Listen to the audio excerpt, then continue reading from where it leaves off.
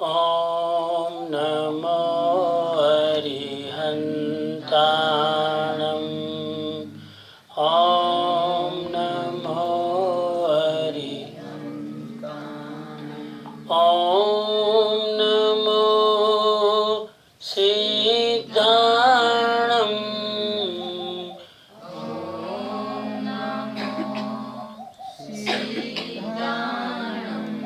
ॐ नमो आयर्याणम् ॐ नमो ॐ नमो उवजायाणम् ॐ नमो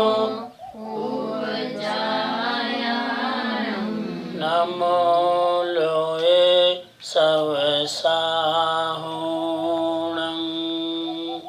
नमो लोये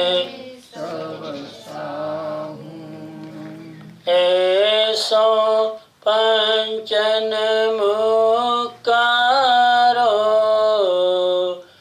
एसो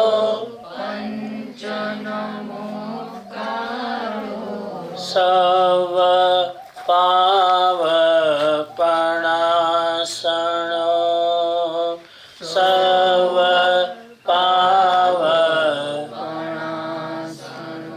मंगलाणं च सवेसिं मंगलाणं च पढमं हवै मंगलं पढमं हवै मंगलम्। 2-3 मिनट मेडिटेशन, आंखों बंद, शरीर स्थिर, ध्यान की मुद्रा, मन शांत। अपने भीतर झांके और जो कुछ पिछले 7-8 दिनों में सुना है रिफ्लेक्ट करे, इंट्रोस्पेक्ट करे और जो भी अपनी कमजोरियां हैं उसे देखे।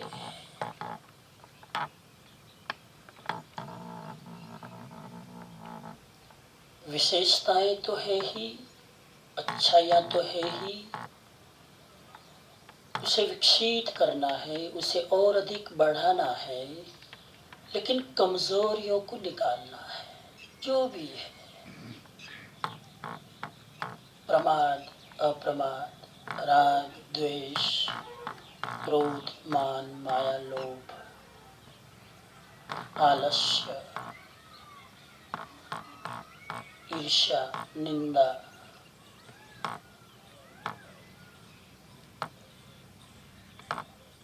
एक अच्छे इंसान बनने की जो क्वालिटी है उसे डेवलप करना है और इंसानियत को गिराने वाली जो कमजोरियां हैं उसे निकालना है।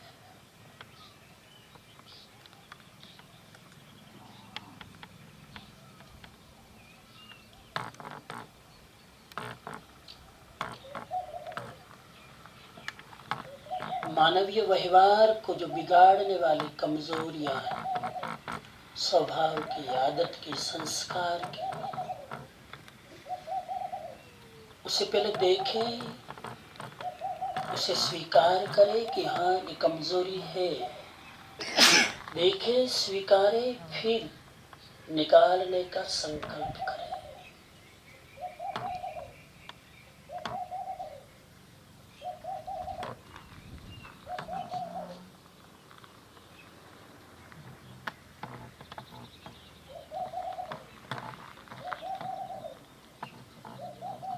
धर्म का अर्थ है अपने आप को एवरी डे कुछ अच्छा बनाना।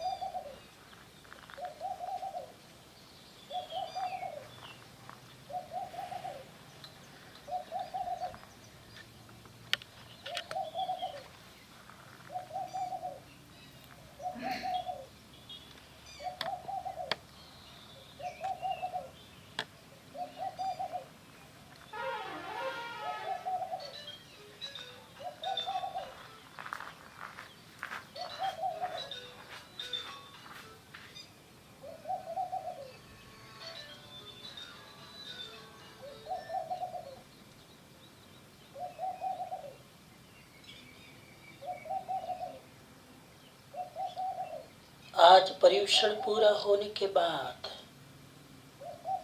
मैं संकल्प कर सकूं तो ये संकल्प करूंगा कि कुछ न कुछ पॉजिटिव अभ्यास डेली करूंगा। रोज आधा घंटा मौन, रोज आधा घंटा स्वाध्याय, रोज 15 मिनट इंट्रोस्पेक्शन या मेडिटेशन, रोज 10 मिनट प्राणायाम, 10 मिनट एक्सरसाइज। परिवार के साथ संस्कार निर्माण के लिए 15-20 मिनट संगोष्ठी। इस तरह का कोई भी शुभ संकल्प करके पर्युषण की यात्रा को पॉजिटिवली विराम देंगे।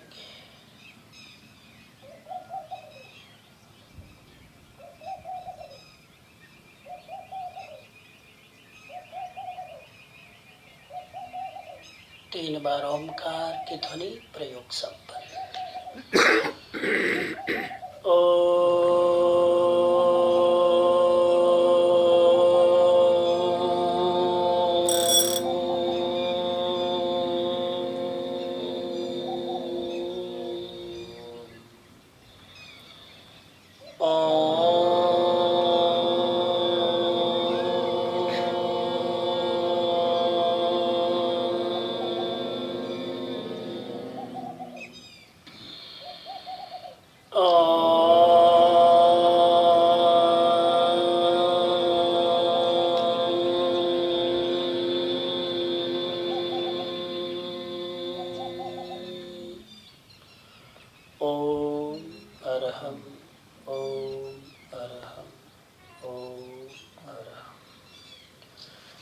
ध्यान का प्रयोग संपन्न।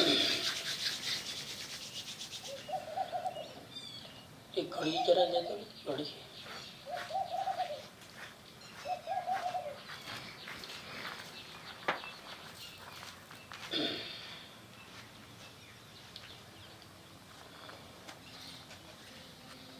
ध्यान मूलम गुरुर्मूर्ति पूजा मूलम गुरु कृपा मंत्र मूलम गुरुर्वाक्यम मोक्ष मूलम गुरु कृपा मोक्ष मूलम गुरु कृपा।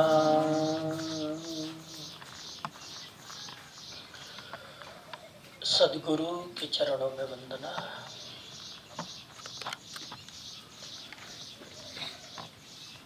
जिज्ञासु बंधुओं बहनों,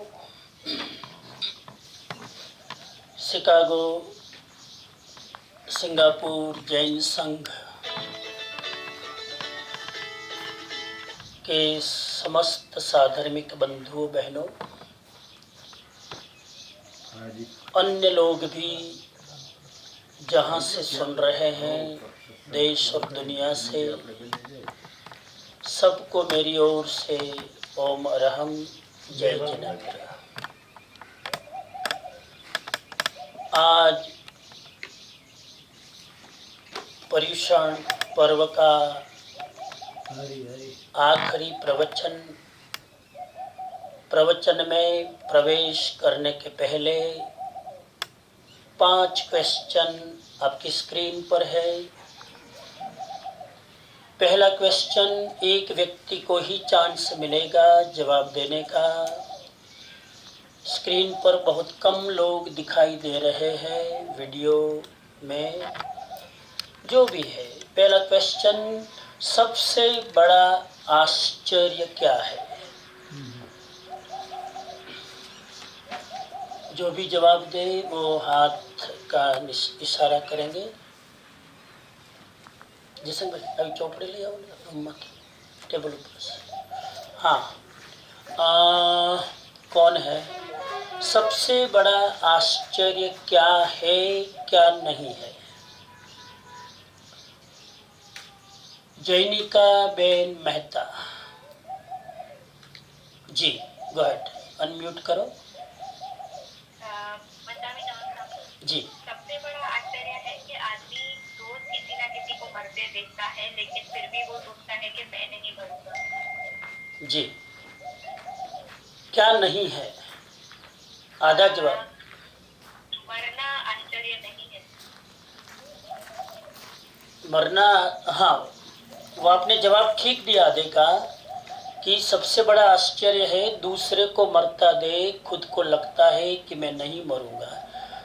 कौन सी चीजें आश्चर्य नहीं है?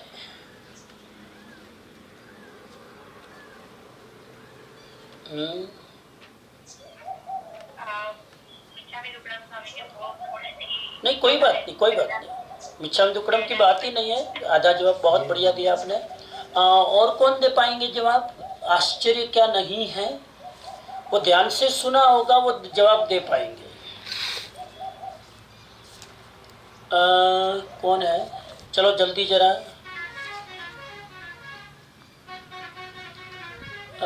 कोई भी नहीं? मैंने बताया था, इशारा करूं, भारत का ताजमहल आश्चर्य नहीं है, बेबीलोन के गार्डन आश्चर्य नहीं है, फ्रांस का एफिल टावर आश्चर्य नहीं है, इजिप्ट के पिरामिड भी आश्चर्य नहीं है। जो आश्चर्य यह है कि दूसरे को मरता देखकर हमें लगता है कि मैं मरने वाला नहीं हूं। क्वेश्चन नंबर 2, प्रमाद अप्रमाद।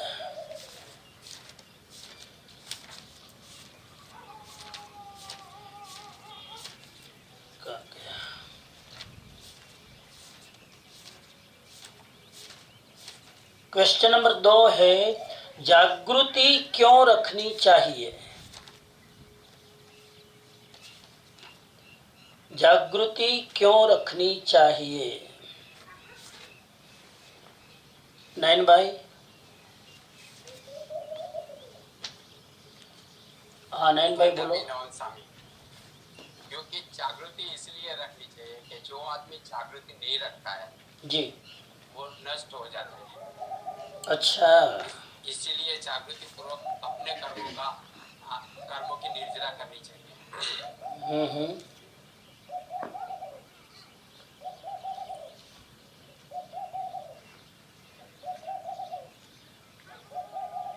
यही है आंसर। यही है आंसर, कंफर्म। हाँ, मेरा आंसर यही है। आपका यही है, बहुत अच्छा, बहुत अच्छा। और कौन कहेंगे?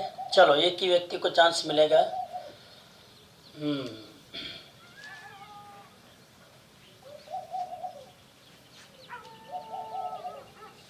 जागृति इसलिए रखनी चाहिए कि जो जागृत रहता है उसकी बुद्धि बढ़ती है, जो प्रमादी है उसको चारों तरफ से भय रहता है, जो अप्रमत्त है, जागरूक है, उसे किसी और से भय नहीं रहता। इसीलिए व्यक्ति को जागृत रहना चाहिए। क्वेश्चन नंबर 3, किसके लिए सोना अच्छा, किसके लिए जागना अच्छा?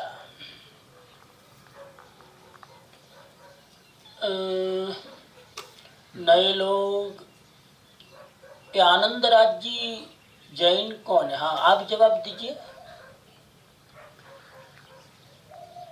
कल नहीं आए तो भी जवाब देना पड़ेगा। बोलो जल्दी, हाँ जी।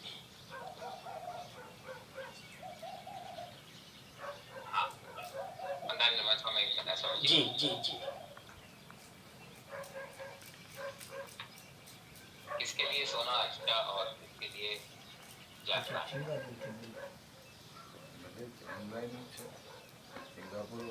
अंकल नहीं आता, मैं यही बोलूंगा कि आपकी वाइफ कल बैठे थे शायद। हाँ, she is answering right now. हाँ म्यूट करेंगे तो वो जवाब देंगे। नहीं, जवाब आपको देना, लेकिन वो बैठे थे तो उनसे आपसे सीखना चाहिए, कोई बात नहीं। और कौन है? हाँ धर्मार्थ भाई बोलिए। ये कौन है? VHS कौन है? आप बोलिए। VHS का जो है स्क्रीन पर व्यक्ति है, उसके लिए जानना अच्छा है। नहीं, ये VHS ये कौन है? दूसरा वाक्य आपने ये बताया था कि जो अहिंसक व्यक्ति है उसके लिए जानना अच्छा है, हिंसक के लिए सुनना अच्छा है। हाँ चलो कोई बात नहीं। Correct answer, thank you. अज्ञानी और असंयमी का सोना अच्छा, ज्ञानी और संयमी का जागना अच्छा। पारंड पक्षी की 5 विशेषताएं कौन सी? Raise your hand. पारंड पक्षी के, हाँ निशान सिंबल चाहिए हाथ का। पारंड पक्षी की 5 विशेषताएं। नए लोग नहीं दिख रहे हैं। ये VHS का हाथ खड़ा था ना, वो कहाँ गायब हो गया?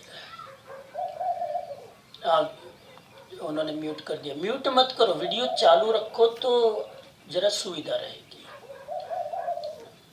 हाँ राजेश भाई बोलो, दर्शना बेन, राजेश भाई बोलो। पारंड पक्षी की 5 विशेषताएं।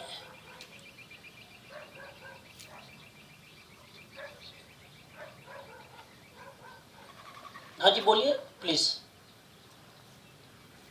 કાય હોય છે એને બે મોઢા હોય છે તમારા 2 ફોન ચાલુ છે ઘરમાં, એકને म्यूट કરો। हाँ हाँ कोई वांधो नहीं, बोलो। इको आवे છે ને એટલે हाँ बोलो।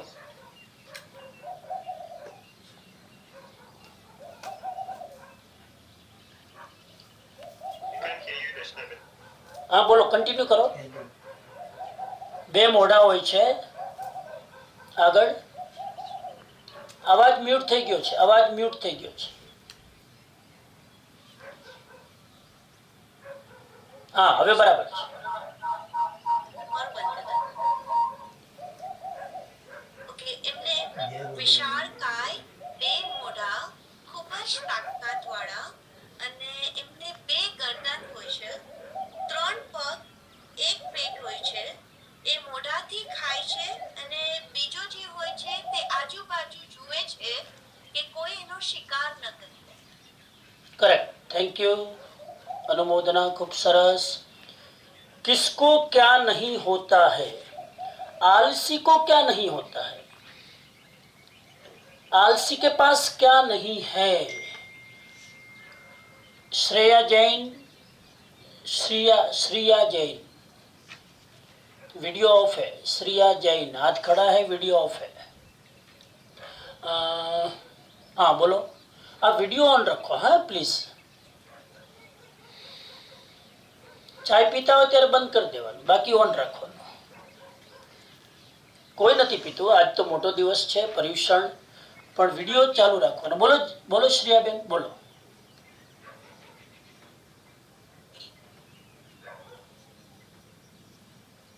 આલસી કો સુખ નહીં। बस बहुत बढ़िया, और आगे नहीं। हाँ बस आगे नहीं, बहुत अच्छा। आलसी को सुख नहीं, बस बस बस बस बस बस, नो मोर। निद्रालु को क्या नहीं? नेक्स्ट, निद्रालु को क्या नहीं? आरतीबेन कामानी बोलो।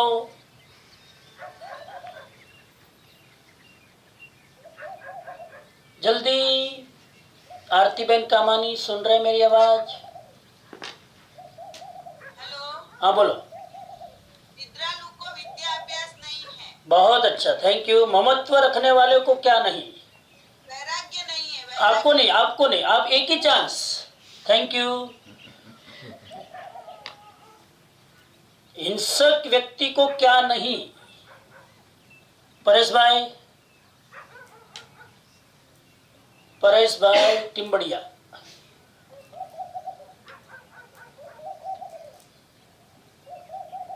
हिंसक व्यक्ति को क्या नहीं?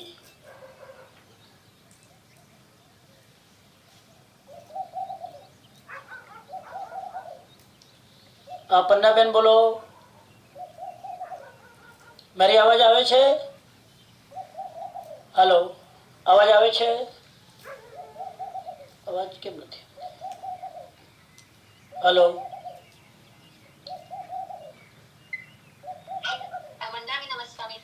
हाँ दया नहीं, बराबर, करेक्ट आंसर। थैंक यू जय जिनेंद्र। Will go ahead.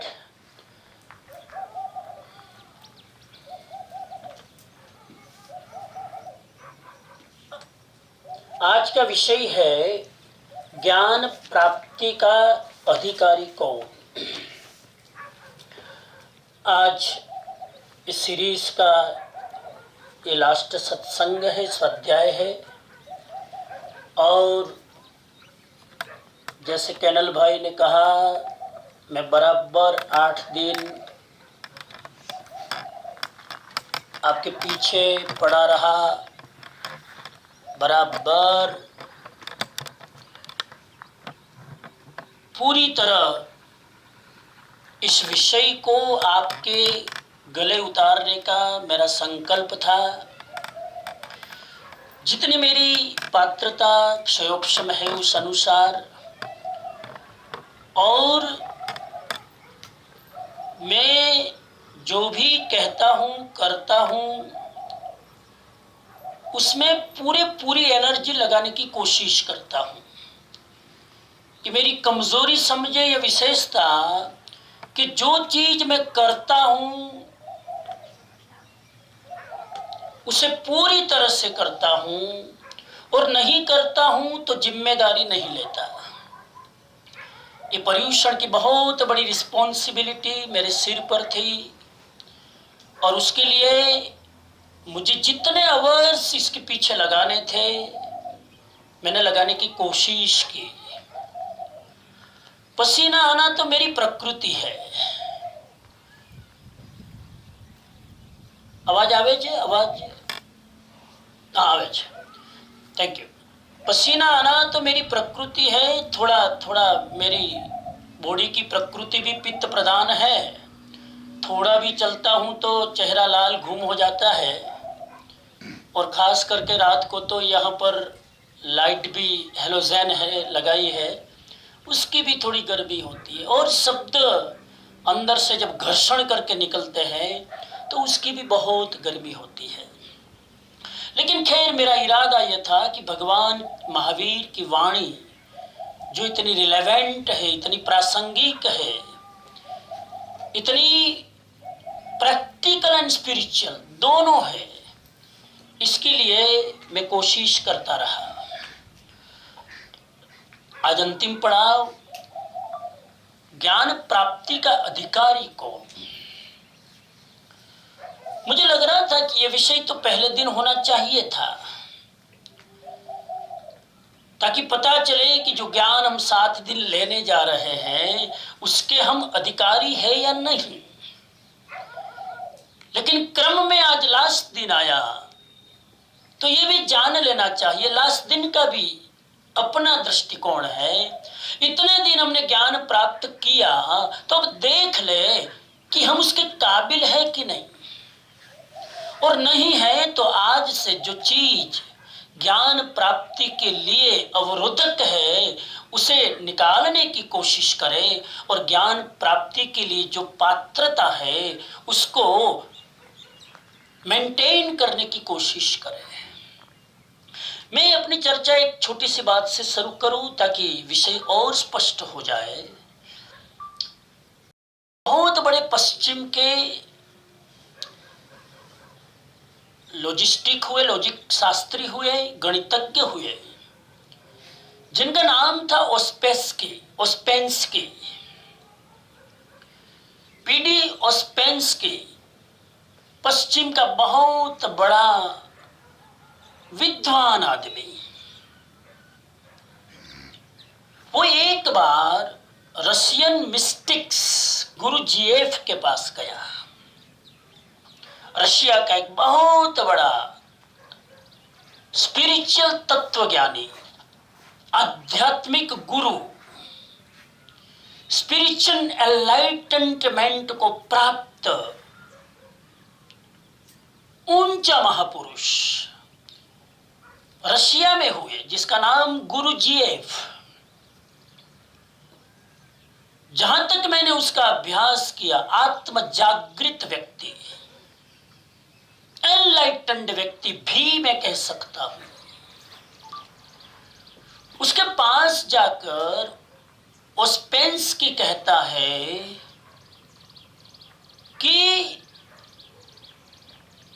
आपसे मैं ज्ञान लेने आया हूं, कृपा करके आप मुझे ज्ञान दीजिए। गुरु जीएफ जानते थे कि ओस्पेंस्की कौन है।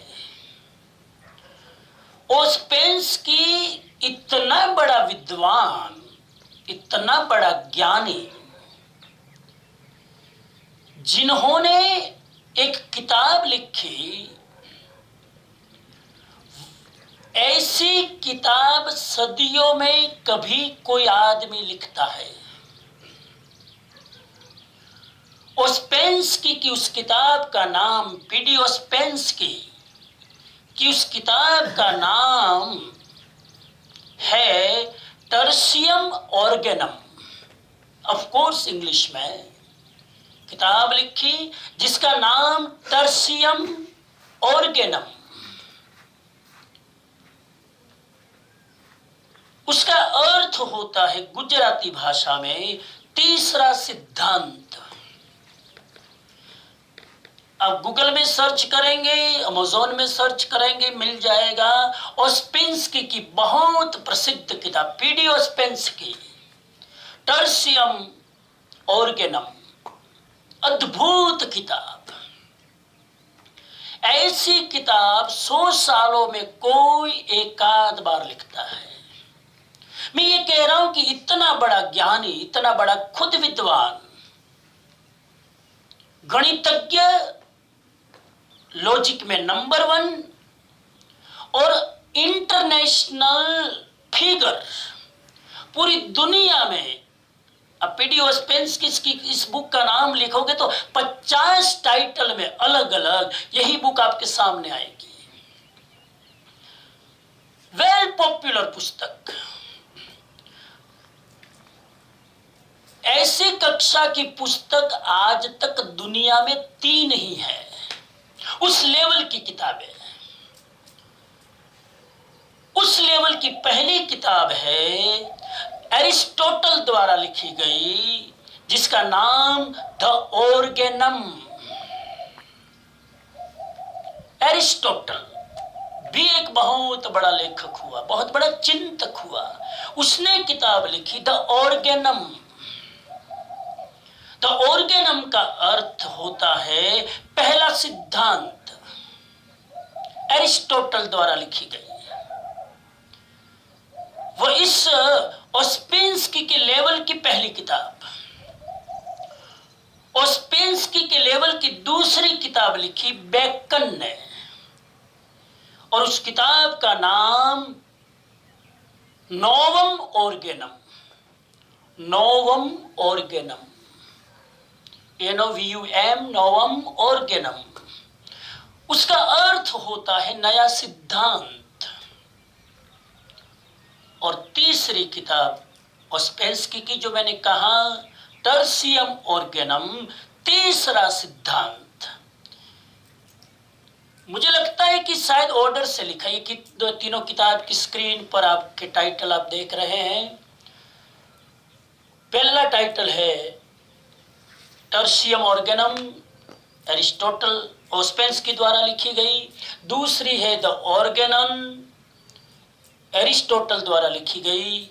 और तीसरी है नोवम ऑर्गेनम, वो बेकन के द्वारा लिखी गई। ये 3 किताब इस सदियों की अद्भुत किताबें हैं। मैं केवल रेफरेंस दे रहा हूं कि ओस्पेंस्की कौन है, साधारण आदमी नहीं। थैंक यू कैनल भाई। आगे चले। ऐसा व्यक्ति, ऐसा ज्ञानी गुरु जीएफ के पास जाता है। ओस्पेंस्की की मैंने बात की, थोड़ा बैकग्राउंड दिया। अब थोड़ा गुरु जीएफ को उस समय कोई नहीं जानता था, कोई भी नहीं जानता था।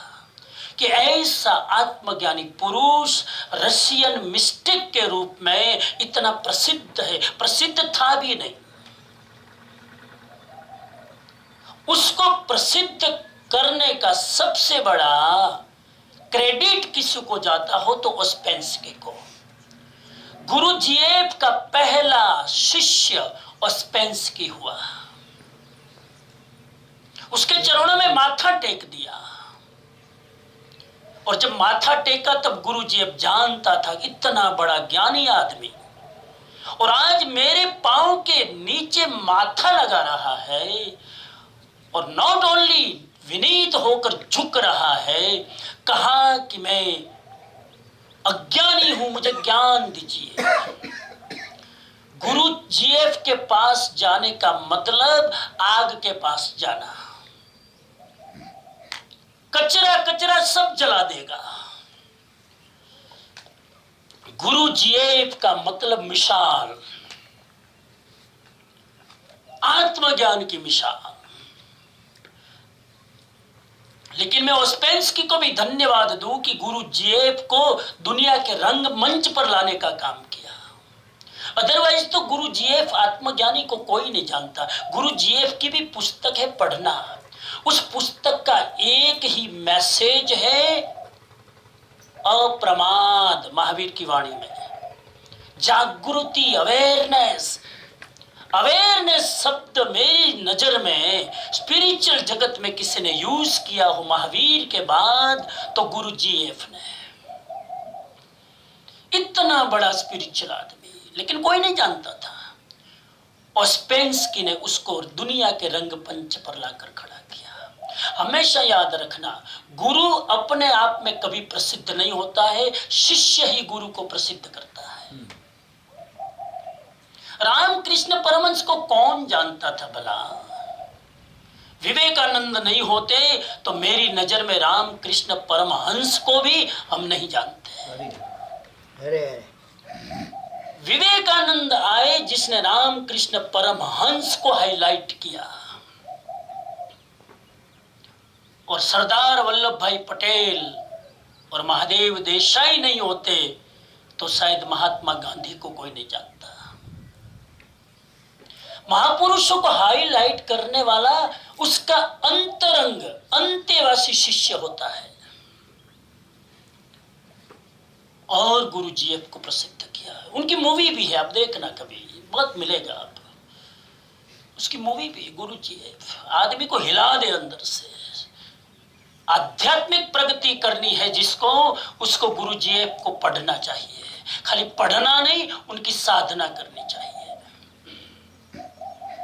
खैर मैं ये बात कर रहा हूं कि वो गुरु जीएफ के पास गए, उसके चरणों में गिरे। गुरु जीएफ ने कहा कि तुझे ज्ञान लेना है, मुझे पता है तेरी ज्ञान की अकड़ कितनी है। मेरे सामने तुम ऊपर उम्र से झुक रहे हो, और अकड़ बड़ी जोरदार थी ओस्पेंस्की की। अकड़ इतनी थी, वो जो उन्होंने किताब लिखी टर्सियम ऑर्गेनम, उसकी भूमिका में ही उसकी अकड़ दिखती है, अहंकार दिखता है। उसकी भूमिका में ही उसने लिखा है, किसने?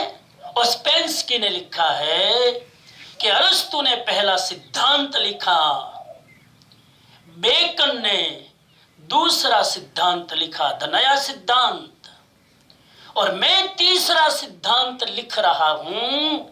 लेकिन तीसरा सिद्धांत पहले सिद्धांत से भी पहले था। ये उन्होंने भूमिका में लिखा। ये कितनी बड़ी अकड़, ये अकड़ की आवाज है। भले मैंने तीसरा सिद्धांत तीसरे नंबर पे लिखा, बेकन और अरिस्टोटल के पहले, लेकिन मेरा सिद्धांत पहले सिद्धांत से भी पहले था, कोई नया नहीं है। कहने का मतलब है कि मैंने जो खोज की है वो पहले से भी पहले थी। तुम्हारी किताब के पहले भी वो सिद्धांत था। इतना अकड़ा हुआ आदमी गुरु जीएफ के चरणों में झुकता है। गुरु जीएफ कहता है एक कागज ले ले। उसको रीतसर होमवर्क दिया, एक ऐसा कागज ले ले और कागज के 2 टुकड़े कर ले, एक कागज के 2 पीस कर, और कमरे में जाकर बैठ जा। कॉपी पेन ले ले, एक पन्ना ले ले, एक पेन ले ले। आधे पन्ने में वो लिख जो तू जानता है, और आधे पन्ने में वो लिख जो तू नहीं जानता। वहां बैठ जा, घंटे 2 घंटा जितना टाइम लेना हो ले लेना, फिर मेरे पास आना, ताकि मैं कंफर्म हो जाऊं। तो लिख ले कि मैं क्या क्या जानता हूं, और तेरा ज्ञान होना चाहिए उधारा नहीं, बोरोड नहीं, बासी नहीं, दूसरे का नहीं, दिमाग का नहीं, अंदर का ज्ञान होना चाहिए। तू लिख ले तू क्या जानता है, ताकि मुझे पता चले कि जो तू जानता है उसकी मैं चर्चा ही ना करूं। ऑलरेडी तू जानता है तो उसकी बात मैं क्यों करूंगा। जो तू नहीं जानता है उसमें मैं आपको हेल्प करूंगा। तू जा।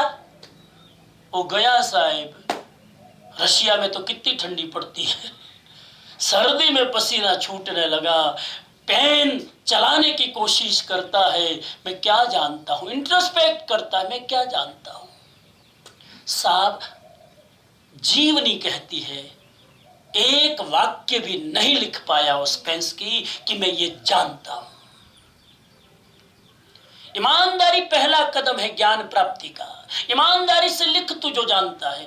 और 5 घंटे तक बैठा रहा, अंदर में ऐसी कोई चीज नहीं थी जो वो खुद जानता हो। कोरा का कोरा पन्ना लेकर आया और उस पेंस्की ने गुरुजी को कहा कि सचमुच सही कहूं, मैं कुछ नहीं जानता। हालांकि मेरी किताब दुनिया में टॉप पर है, लेकिन ये लिखने वाला महाअज्ञानी है। इतना हृदय से जब विनीत हुआ तो कहते हैं कि गुरु जीएफ ने पूरा का पूरी अपनी आत्मा का ज्ञान उसमें उड़ेल दिया। जो लॉजिकल था उसको स्पिरिचुअल बनाया, जो शब्दों से खेलता था उसको आत्मा के साथ डूबने की विद्या सिखाई, जो अहंकार में अकड़ा हुआ था, मेरी किताब जैसी दुनिया में किसी की किताब नहीं, उस अहंकार को चकनाचूर कर दिया। गुरु जीएफ ने ऐसे ओस्पेंस की जैसे 5 साधकों को अपने लेवल पर ले जाने की कोशिश की है। ओनली अंगुलियों पे गिने जाने वाले लोग गुरु जीएफ के पास बैठ सकते थे, बाकी तो मैंने कहा मिसाल थी, किसी की हिम्मत नहीं थी पास में बैठने की।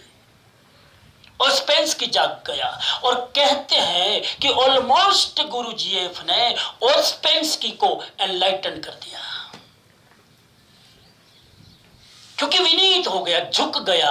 आज भगवान महावीर के यही सूत्र है कि ज्ञान प्राप्ति का अधिकारी कौन, तो पहला कदम है जो विनीत है, अंदर से जानता है कि मैं कुछ नहीं जानता, वही ज्ञान प्राप्ति का पहला अधिकारी है।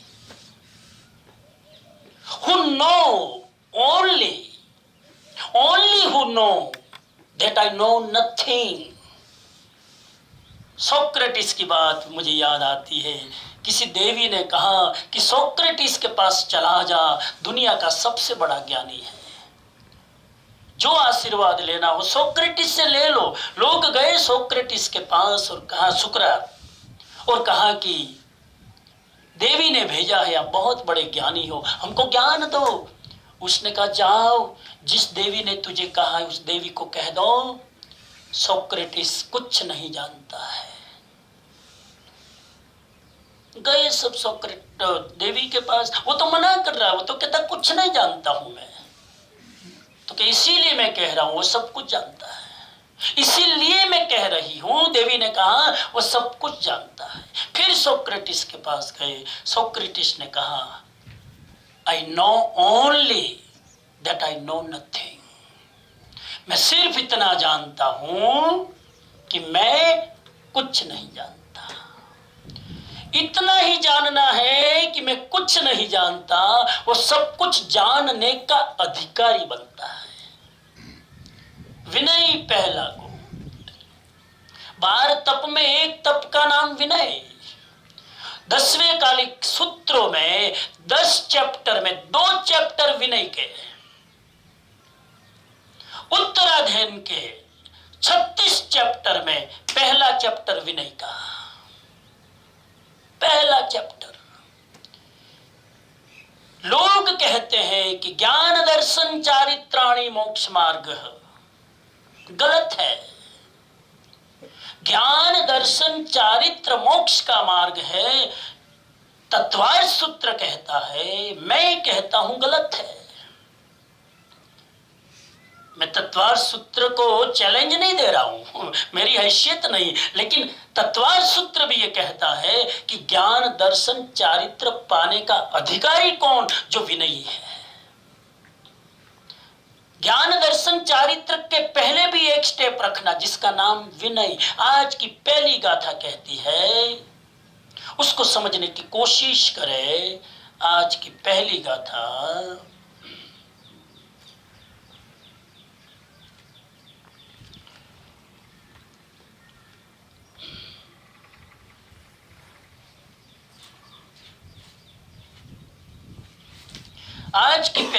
कहती है, गाथा नंबर 170, अविनयी को ज्ञान आदि गुणों का नाश हो जाता है। ऊपर ऊपर से देखो ने, छोटे छोटे वाक्य लगते हैं, मर्म है।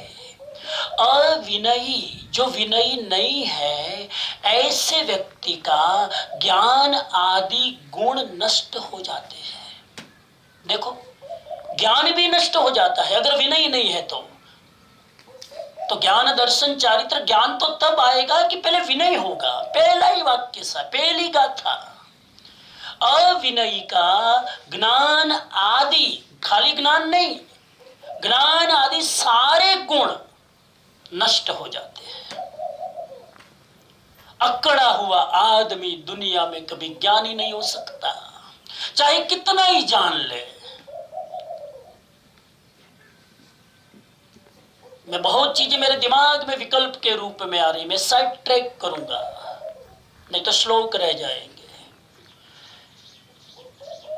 यशो विजय जी इतने ज्ञानी थे साहेब, यशो विजय जी, आचार्य यशो विजय जी, कि धम्मो मंगल मुक्कीटम 10वें काली की पहली गाथा का 1/4 भाग पर धम्मो मंगल मुक्कीटम, इतने 1/4 गाथा पर 4 महीना चातुर्मास में प्रवचन देते थे।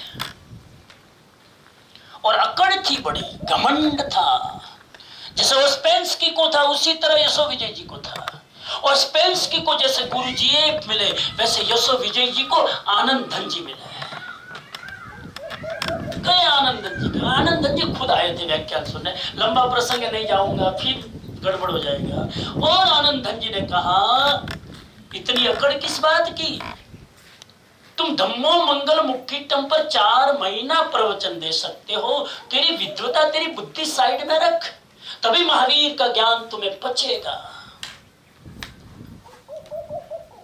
आनंद धन जी तो समझाना चाहते थे। आनंद धन जी ने कहा, एक 1/4 गाथा में 4 महीना प्रवचन देने की पात्रता के कारण इतनी अकड़?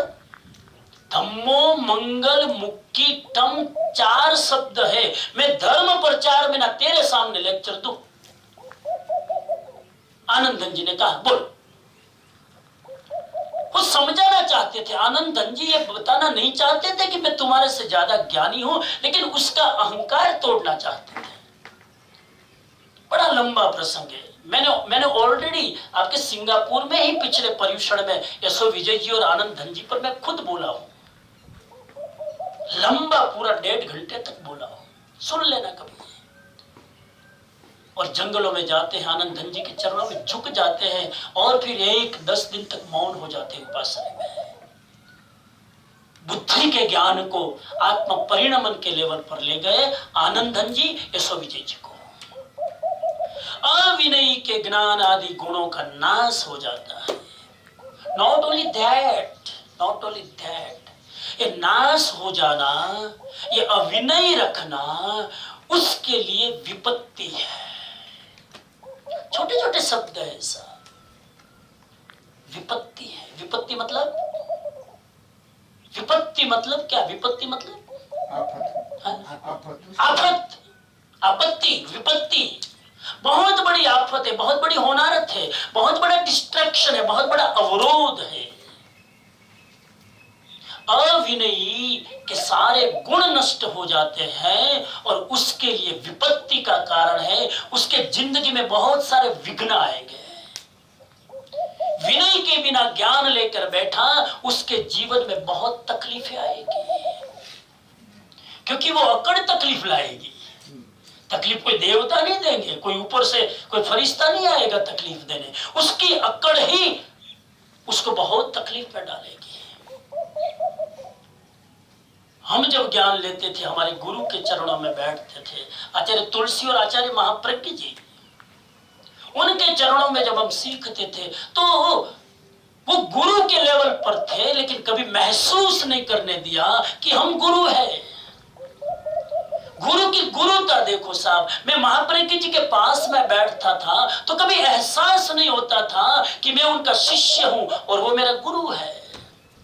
इतनी आत्मीयता, इतना वात्सल्य,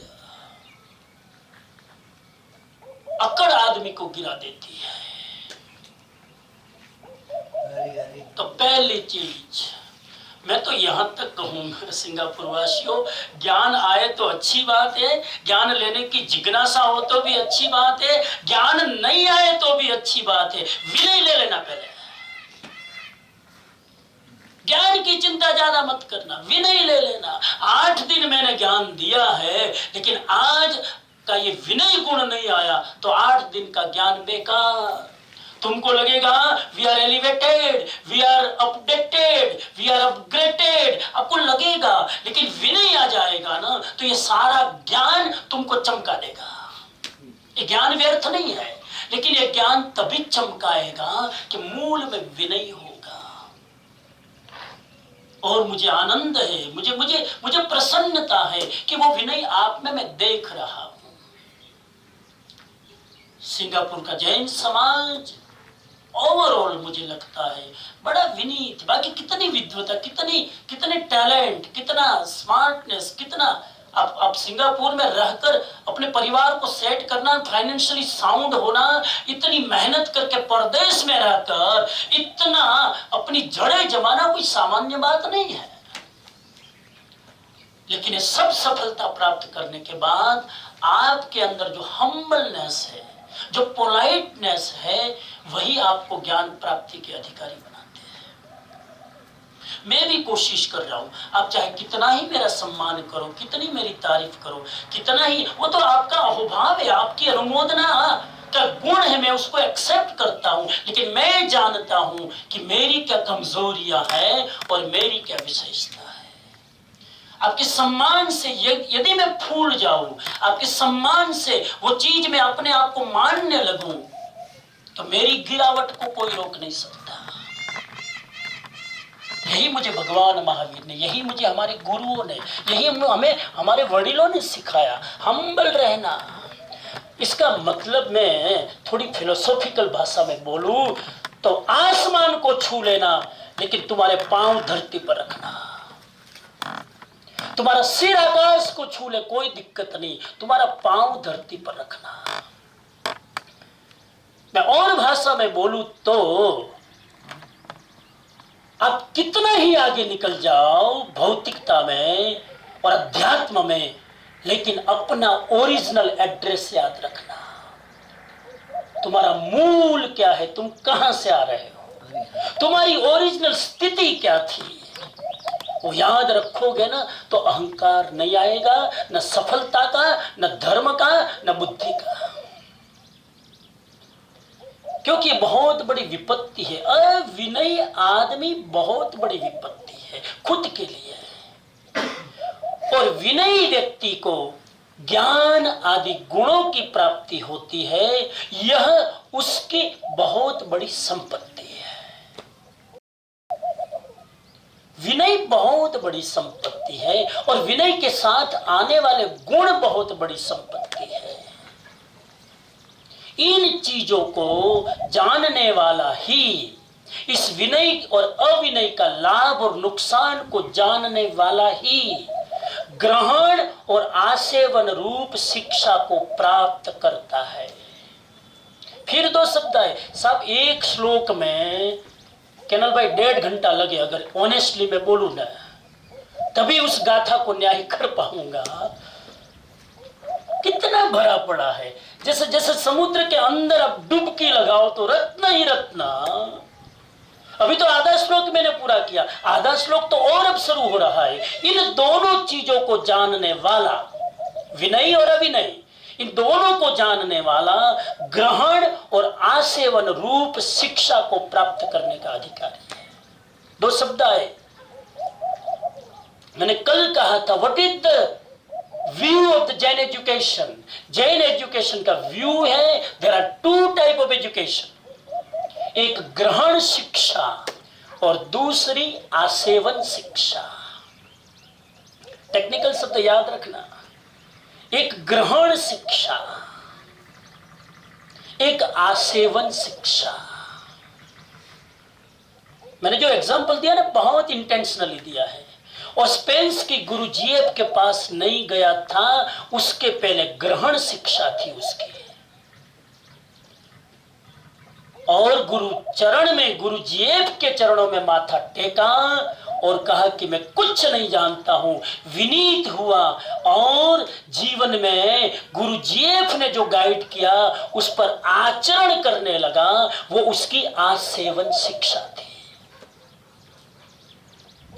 यशो विजयी जी जो विद्वता से प्रवचन देते थे वो उसकी ग्रहण शिक्षा थी, लेकिन आनंदन जी मिले उसके बाद उसकी वो आसेवन शिक्षा थी।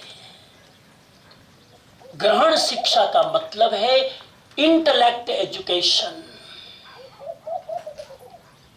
ग्रहण शिक्षा का मतलब है बौद्धिक ज्ञान, बुद्धि का विकास।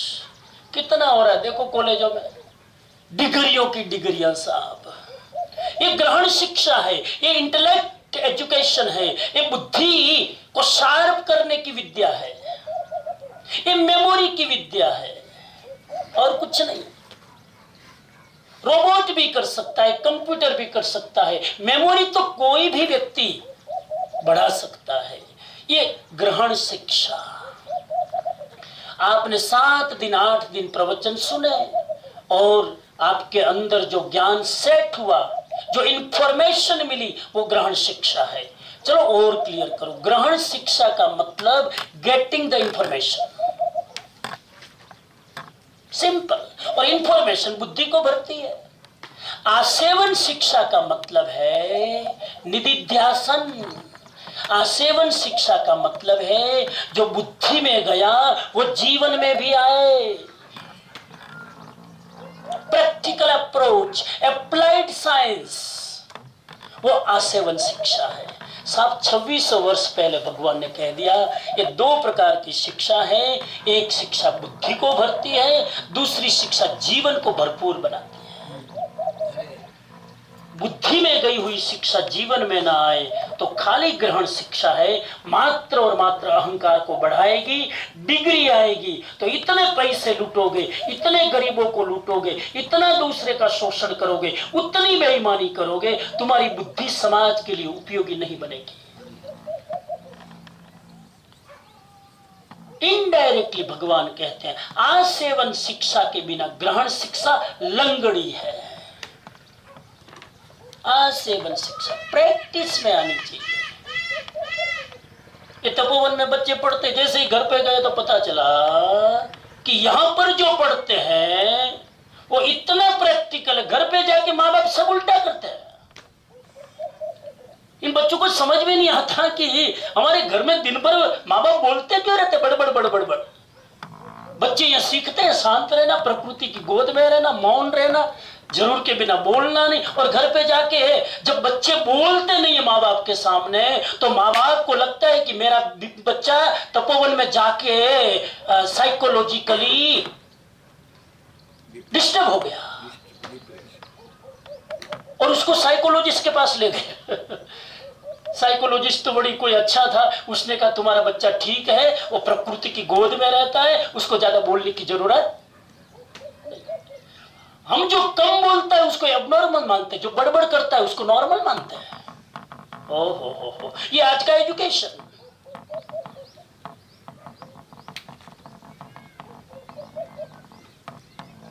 राजू भाई, हाँ अर्थ यह है कि प्रैक्टिस में आना चाहिए। बात चल ही रही, मैं विनंती करूं, आपको करने की जरूरत ही नहीं, आप समझते हैं कि आपने जितना सुना ना, थोड़ा प्रैक्टिस में लाना। 5 मुद्दा ही सही प्रैक्टिस में लाना, नहीं तो ये सब ज्ञान भार बन जाएगा। इंफॉर्मेशन शुड बी ट्रांसफॉर्मेशन बनना चाहिए, इंफॉर्मेशन अदरवाइज लगेज बन जाएगा। दूसरी गाथा कहती है, अच्छा एक चीज और मैं आपको पूछ लूं, जैन एजुकेशन क्या है? आज के एजुकेशन के स्लोगन में लिखा होता है विद्या ददाति विनयम। आप भी शायद इंडिया में कभी अगर बचपन में पढ़े हो तो स्लोगन आता था विद्या ददाति विनयम। विद्या से विनय आता है। जैनिज्म का स्लोगन अलग है। मैं जैन एजुकेशन पर बोल रहा हूं आज जरा नए तरीके से। जैन एजुकेशन कहता है विद्या ददाति विनयम नहीं, जैन एजुकेशन कहता है विनय ददाति विद्याम। ये जैन शिक्षा है। अब समझ रहे हो, विद्या से विनय नहीं आता है, विनय होगा तो विद्या आएगी। विनय ददाति विद्याम, ये जैन एजुकेशन है। 5 कारणों से आज मैं संयम रखूं, कल थोड़ा लंबा चल गया था। गाथा नंबर 2, हालांकि 6 ही गाथा है आज। गाथा नंबर 2 कहती है इन 5 कारणों से व्यक्ति ज्ञान प्राप्त नहीं कर सकता। There are 5 factors by which we cannot get the knowledge. શિક્ષણ પ્રાપ્ત કરવા વાળો અધિકારી કોણ? એજ્યુકેશન લેવાનો અધિકારી કોણ? જેમાં 5 કમજોરીઓ ન હોય। गाथा नंबर 171 कहती है, क्या कहती है देखो, 171 गाथा कहती है 5 कारणों से व्यक्ति को शिक्षा नहीं मिलती है। नोट कर लेना। नंबर 1 અભિમાન।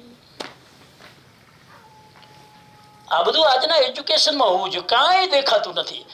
ઇન્ડિયન એજ્યુકેશન સિસ્ટમમાં અને મને લાગે કે દુનિયામાં પણ એજ્યુકેશન સિસ્ટમમાં આ મૂળ જ નથી જ્ઞાન પ્રાપ્ત કરવાનું।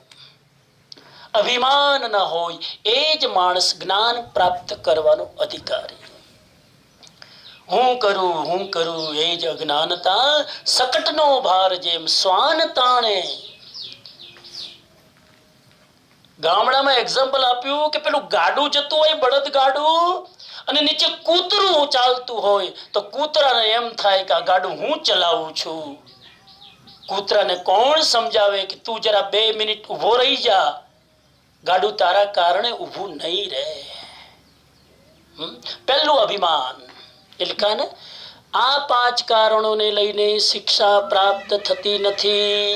नंबर 1 अभिमान, दिखाई दे रहा है स्क्रीन पर। नंबर 2, ज्यादा एलोबरेट नहीं करूंगा, बात कर चुके हम, खाली पॉइंट नोट कर ले। नंबर 2 क्रोध। देखो पूरा एजुकेशन सिस्टम स्पिरिचुअल होगी साहब।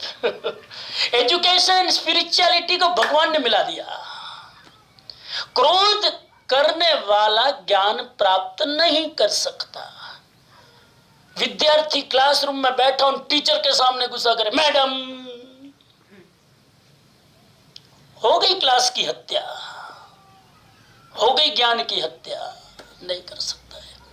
हालांकि टीचर भी ऐसे चाहिए कि विद्यार्थी की ताकत है बोल सके मैडम, बोलने की हिम्मत हो। शिक्षक भी ऐसे नहीं, बच्चे भी ऐसे नहीं, वातावरण भी ऐसा नहीं, एजुकेशन बोर्ड भी ऐसा नहीं। दोस्तों मूल में जाकर खोजो ना, कुआ में हो तो हवाड़ा में आवे। एजुकेशन मिनिस्टर ज भटकेला हो तो आगळ क्या जाए बात। पण આપણે એમને દોષ દેવાથી કઈ ન થાય। આપણે આપણા લેવલ ઉપર જે કરી શકીએ કરવું જોઈએ। નંબર 2 क्रोध। क्रोधी व्यक्ति ज्ञान प्राप्त नहीं कर सकता। मैंने एक वाक्य पढ़ा था, शायद आपको कहा था कि नहीं, मुझे पता नहीं, लेकिन एक वाक्य में बोल दूं। आज लास्ट दिन है ना, तो थोड़ा मेरी ओर से धर्म प्रभावना। अगर गुरु का स्वभाव गर्म होना, अगर ज्ञान देने वाले का स्वभाव थोड़ा गर्म हो ना, तो शिष्य को अन्यथा लेने के बजाय उसको अपनी सहनशीलता बढ़ानी चाहिए। अगर गुरु गर्म हो जाए तो उसके पीछे भी कुछ कारण है, उसके पीछे भी शिष्य का भला वो चाहते हैं। और गुरु अगर शिष्य पर गर्म हो जाए तो शिष्य को अन्यथा नहीं सोचना है, अपनी सहनशीलता की पात्रता बढ़ाओ। तीसरा प्रमाद, खाली नाम गिना दो, वे व्याख्या का समय नहीं है। प्रमादी आदमी ज्ञान प्राप्त नहीं कर सकता है। प्रमादी मतलब होमवर्क करने में आलस, सुस्ती, फिर करूंगा, बाद में करूंगा। અને મેં અમેરિકામાં ખાસ જોયું, અમેરિકામાં તો ખાસ મેં જોયું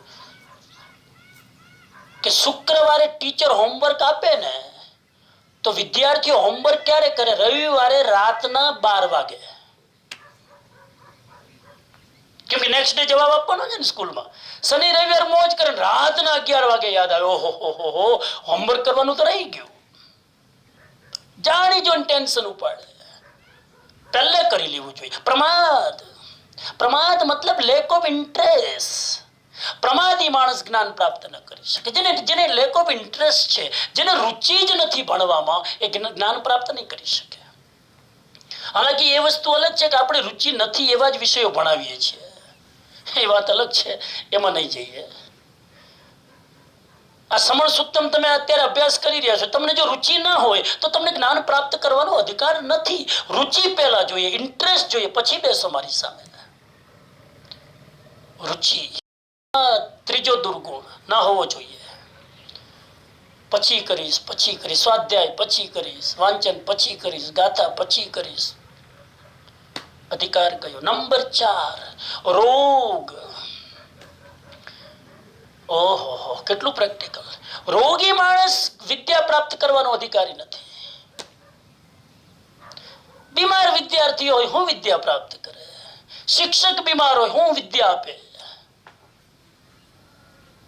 कितना प्रैक्टिकल। भगवान महावीर ने कहा ज्ञान लेना हो तो तुम्हारा शरीर और मन स्वस्थ होना चाहिए। आप प्रैक्टिकली देखो ना, आप यहाँ जितने बैठे हैं, अगर आप बीमार होंगे तो आप जल्दी ग्रास नहीं कर पाओगे। स्वस्थ रहना भी जरूरी है। कौन स्कूलों में, कौन कॉलेजों में सिखाते स्वस्थ रहने का? कचरा खा खा के आते हैं, पैकेट वाले फूड, कचरा पैकेट वाले फूड खा के आते हैं, जिसमें दुनिया भर का गंदा तेल और दुनिया भर की वासी चीजें खाते हैं। मैं तो देखते रहता हूं, बच्चों में स्पिरिट ही नहीं है, बच्चों में एनर्जी ही नहीं है साफ। बच्चे को आधा किलोमीटर चलने को कहा जाए तो पेट में दुखता है, पांव में नहीं। चलने की वृत्ति नहीं साहब। रोग। कौन सिखाए बच्चों को कि तुम स्वस्थ रहो? मेरा सद्भाग्य है कि हमारे गुरु ने सिखाया। हमारे गुरु हमको कहते थे कि ध्यान रखना बेटा, आपका काम धर्म का प्रचार करना है, संघ की प्रभावना करना है, तेरा शरीर स्वस्थ रखना, क्योंकि तेरा शरीर तेरा नहीं है, संघ का है। तुम काम नहीं कर पाओगे। और आज मैं 40 कंट्री घूम के आया, कभी भी कोई प्लान हमारा फेल नहीं हुआ, कारण कि मेरा शरीर ने मुझे साथ दिया। आज तक मैं किसी कंट्री में गया और मुझे पता नहीं कि मुझे कोई लेक्चर कैंसिल करना पड़ा हो बीमारी के कारण। ये बड़ी अपनी जागृति भी होनी चाहिए और कृपा भी होनी चाहिए। तो रोगी आदमी ज्ञान प्राप्त नहीं कर सकता है। आखो दिवस दवाओ ज खाधा राखे, नास्ता घणा ओछो करे, दवानी क्वॉन्टिटी વધારે હોય। दवा खाओ वांधो नहीं, दवा नहीं खाओ डॉक्टर करसे हूँ, दवा नहीं खाओ तो मेडिकल स्टोर वाला करसे हूँ बिचारा। एना माटे लाइसेंस लઈને આટલા વર્ષ ભણે જતો था। हमारे गुरुजी महाप्रज्ञ जी कहते हैं एक बात कि आप बीमार पड़ो तो 3 काम करो। नंबर 1, डॉक्टर को दिखाओ। पूछा क्यों? तो कि डॉक्टर बेचारा जी सके। नंबर 2, डॉक्टर जो दवा लिख दे वो मेडिकल स्टोर में जाके ले आओ, क्योंकि फार्मासिस्ट भी बेचारा जी सके। और दवा घर पे लाके खाओ मत, ताकि तुम भी जी सको। खा खा के हम मरते हैं और उन दोनों को जिंदा रखते हैं। स्वस्थ रहो मेरे भाई बहन, स्वस्थ रहो। सिंगापुर में जो लोग भी अपने लगभग तो विदेशों में तो बहुत अवेयरनेस है। विदेशों में तो लोग खाते भी है तो सावधानी से, लोग पीते भी है तो सावधानी से पीते, मतलब हाँ जे जूस ने पानी ने बधु पूरी सावधानी से। अरे ड्रिंक भी लेते हैं, चलो ना अल्कोहल, अगर ड्रिंक भी लेते हैं तो हिंदुस्तान का ड्रिंक और वहां का जमीन, या तो जरा सा एक घूंट लो तो स्वर्ग की बातें करने लगेगा आदमी। एक घूंट ले तो यहां स्वर्ग का नशा चढ़ता है। वहां आदमी, मैंने देखा लंदन में इतना ठंडा प्रदेश, लोग ड्रिंक भी करते हैं तो डिसिप्लिन के साथ। तो मैं ये कहना चाह रहा हूं कि स्वास्थ्य के प्रति जागरूक रहे हम। और उपनिषदों में तो प्रार्थना की गई, संकल्प किया गया उपनिषदों में, जीवेम शरदः शतम, प्रार्थना की है भगवान एवी शक्ति आप के 100 वर्ष સુધી મારી ઇન્દ્રિયો, મારું મન અને મારા હાથ પગ એક્ટિવ રહે। કેટલા વર્ષ સુધી? 100 વર્ષ સુધી। આજકાલ તો પહેલા જેવા થાકી જાય કોઈ જીવવું જ નથી। ઉપાડી લે તારું પણ હું કામ આટલું જલ્દી? આ હિલ સ્ટેશન પર આવ્યા છો, એન્જોય કરો ને પછી તો મોક્ષમાં જ જવાનું છે। અત્યારે એન્જોય કરો। आलस, रोग कितने हो गए? नंबर बोलो। नंबर 1 अभिमान, ईगो। नंबर 2 क्रोध, एंगर। नंबर 3 प्रमाद। प्रमाद का अर्थ है लैक ऑफ इंटरेस्ट। प्रमाद का यह अर्थ है रुचि नहीं होना। नंबर 4 रोग और नंबर 5 आलस्य। प्रमाद और आलस्य अलग है, इसलिए मैंने प्रमाद को इंटरेस्ट कहा। आलस्य को मैं कहता हूं, आलस्य का मतलब निष्क्रिय होना, पड़े रहना, एदीपणु। खाधा पछी 6 भाखरी खाधा पछी हुई रहे, आ एदीपणु। विद्यार्थी एवो होय जे क्यारे ओवर ईटिंग न करे। विद्यार्थीनो खोराक बहु ओछो होय, जेटલું ઓછું ખાશે ને એનું દિમાગ એટલું વધારે કામ કરશે। જેટલું વધારે ખાશે લોહી બધું પચાવવામાં જશે, ઉપરનો માળ ખાલી। આ કેટલું મોટું વિજ્ઞાન છે। આ 5 વસ્તુ ન હોવી જોઈએ, સીધી સટાક વાત છે। 5 વસ્તુ ફરી બોલું, રિપીટ કરીને, રિપીટ કરવાનો દોષ લાગે તો પણ। અભિમાન, ક્રોધ, પ્રમાદ, રોગ અને આળસ। આળસને અંગ્રેજીમાં કહેવાય લેઝીનેસ, પ્રમાદને અંગ્રેજીમાં કહેવાય લેક ઓફ ઇન્ટરેસ્ટ। બંને વસ્તુ अलग છે। आगड़ जाओ। इन 8 स्थितियों में अथवा तो इन 8 कारणों को लेकर मनुष्य शिक्षाशील कहा जाता है। Who is knowledgeable? Who is educated? Who is शिक्षित? शिक्षित कौन? जिसके अंदर 8 क्वालिटी हो। आज तो सब चीजें भगवान ऑर्डर में ही बोल रहे हैं। इतनी ऑर्डर में भगवान खुद लिख के चले जाए, फिर हमारे जैसे को तो कितना सहज हो जाए। 8 चीजें, जिसके अंदर 8 चीजें देखो ना, उसको ज्ञानी मान लेना, उसको एजुकेटेड मान लेना, उसके चरणों में हाथ जोड़ के झुक जाना। जिसके अंदर 8 हो। नंबर 1, किसी की हंसी मजाक ना करे।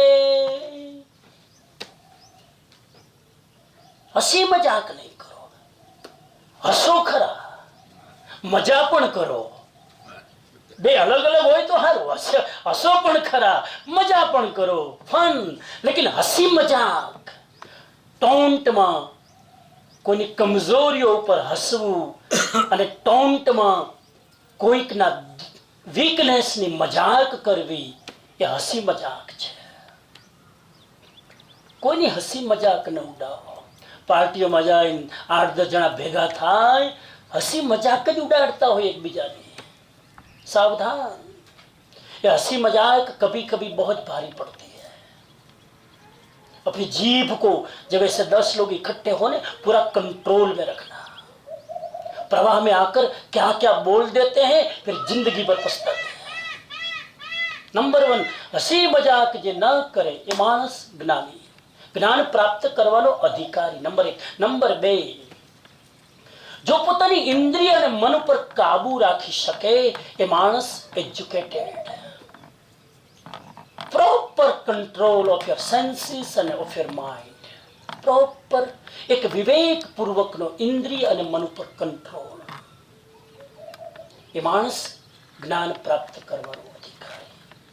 વિદ્યાર્થી એને કહેવાય, સ્ટુડન્ટ એને કહેવાય કે જેની ઇન્દ્રિયો સંયમિત હોય, વાંચતી વખતે એનું ધ્યાન વાંચવામાં હોય, સાંભળતી વખતે એનો આઈ કોન્ટેક્ટ, જે પ્રવચન આપે છે, જે લેક્ચર આપે છે, એ શિક્ષક ઉપર હોય. ટીચર ક્લાસ લેતા હોય ને મારી નજર ચારે બાજુ ફરતી હોય, મને જ્ઞાન લેવાનો અધિકાર નથી. આઈ કોન્ટેક્ટ, આમાંથી આઈ કોન્ટેક્ટ આવ્યો, આંખનો સંયમ આઈ કોન્ટેક્ટ છે. તો ઇન્દ્રિય અને મનનો કાબુ. મનનો કાબુ કેમ કીધો? તમે જ્ઞાન લેતા હોય ત્યારે તમારા મગજમાં વિકલ્પો ન ચાલવા જોઈએ. અહીંયા બેઠા હું લેક્ચર આપતો ને તમારા મગજમાં વિકલ્પો ચાલતા હોય, ચાલે કે નહીં? હું એ ઘણી વાર શ્રોતા બનીને બેસું ને, કોઈ વક્તા લેક્ચર આપતો, હું ક્યારેક ઘણી વાર શ્રોતા બનીને બેસું, ત્યારે મને ખબર પડે, ઓહો હો, શ્રોતા બનવું બહુ અઘરું છે સાહેબ. મને ઘણી વાર લાગે વક્તા બનવું સહેલું, શ્રોતા બનવું કેટલું અઘરું. વક્તા હોય ત્યારે એને વિકલ્પ ના આવે, કેમ કે બોલવાનું હોય. શ્રોતા તો ખાલી બેઠો છે, કેટલાય વિચારો એના મગજમાં ચાલતા હોય. સાંભળતી વખતે તમારા મગજમાં વિકલ્પો ચાલે છે તો તમારું મન કાબુમાં નથી. કેટલી ડીપ વાત છે. એટલે ઇન્દ્રિય અને મન ઉપર કાબુ, આ બીજું લક્ષણ. ત્રીજું લક્ષણ, किसी की गुप्त बात प्रकाश में न लानी चाहिए. किसी की गुप्त बात प्रकाश में मत लाओ, वो ज्ञानी. ગુજરાતીમાં કહેવાય, કોઈકની સિક્રેટ વાત તમે લોકોને અહીં ત્યાં પ્રચારિત ન કરો કે આ ભાઈ આવો, ફલાણો આવો, ફલાણી આવી, તે આમના વિશે સાંભળ્યું, કાંઈ ખબર નથી, બે અહીં બેસ મારી બાજુ, તને કહું, માંડીને બધી વાત કરું. અરે માંડીને કઈ નથી કરવું, તું મંડ શાंतिથી. देखो, एक तरफ हमने कहा था कि माया नहीं रखनी, छुपाना नहीं है, कहा था ना, छुपाना नहीं और चीट नहीं करना. माया, 4 कषाय में माया की बात कही थी. वहां मैंने कहा था छुपाना मत, और यहां कहते हैं कि गुप्त रखो, छुपाओ, प्रकट मत करो. तो कॉन्ट्रोवर्सी लगती है ना बात. मैं जानबूझ के क्वेश्चन खड़ा कर रहा हूं. दोनों में बहुत फर्क है. वहां पर अपनी बात नहीं छुपाना है, यहां पर दूसरों की बात छुपाना है. अपनी बात छुपाना माया, दूसरों की बात छुपाना ये विवेक है, वो माया नहीं है. મારી કોઈ ગુપ્ત વાત તમને ખબર હોય ને તો તમારે કોઈને કહેવાનું નહીં, મને કહેવાનું. મને તો ખબર જ નહીં, આખી દુનિયામાં ઢંઢેરો પીટે.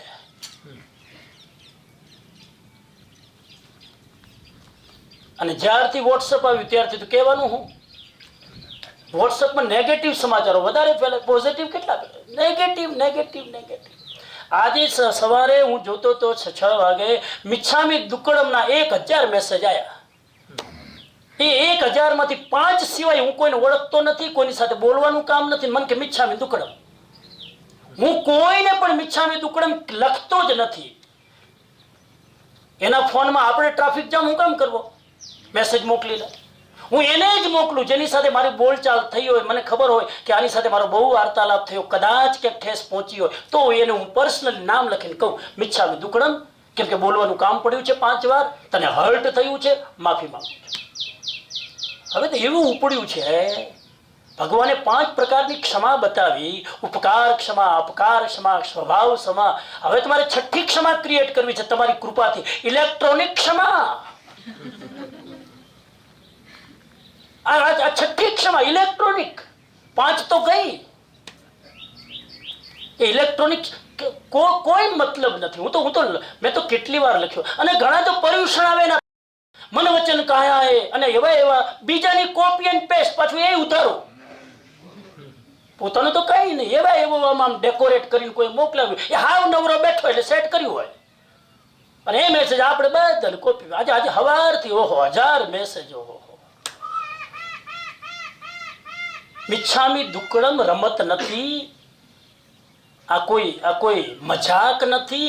મિચ્છામી દુક્કડમ એને જ તમે કહો જેની સાથે રીતસરની તમે કોઈ ભૂલ કરી છે. ગમે તેમ તમે અને અને અને આવા માણસો પછી એવા હોશિયાર, બે સાથે દુશ્મની હોય ને 5 વર્ષથી બોલતા ન હોય એને તો ખબરદાર જો મેસેજ મોકલે તો એને ક્યારેય ના મોકલે. और जैन धर्म में बोले 7 लाख पृथ्वी का, 7 लाख अप का, 7 लाख देव का, 2 लाख बेन्द्रिय, 2 लाख तेन्द्रिय, 4 लाख नारकी, 4 लाख देवता, 4 लाख तिरंज पंचेन्द्रिय, 4 गति 84 लाख योनि સાથે રેણુબેન કોઈ પણ દોષ લાગ્યો હોય તો તસ્મિચ્છામિ દુક્કડમ. 84 લાખ યોની સાથે ખમત ખામણા કરી લીધા. મેં તો તારા ભાઈનો કોર્ટમાં કેસ ચાલે એનું તો કે એક્સેપ્ટ માય બ્રધર, એને હું ન ભૂલી શકું. વાત માં કરો સ્વામીજી, એની વાત ન કરો. ઇતિહાસ જાણવા જેવો નથી. લો આ કોઈ ઇતિહાસ જ છે. ક્ષમા ને તો આપણે શું સમજીએ છીએ સાહેબ?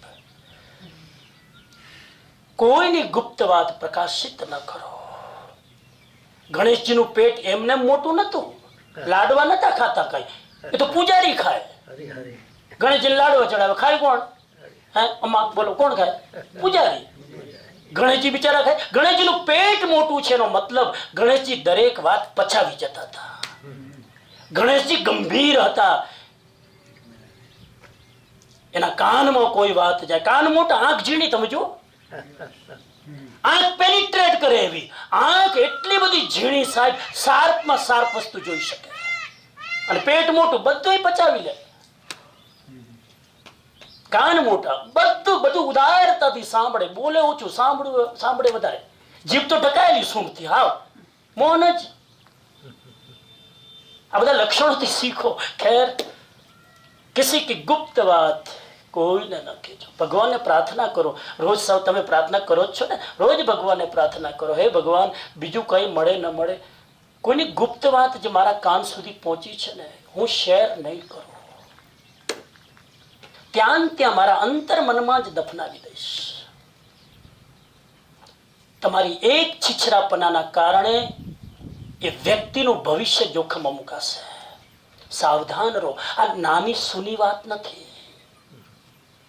કોઈએ તમને શ્રદ્ધાથી એની ગુપ્ત વાત કીધી, પોતાને ગાઈડન્સ લેવા માટે, રિલેક્સ થવા માટે, અને તમે ઢંઢેરો પીટો. આપણે ત્યાં જૈન આચાર્યનો એક મર્યાદા છે.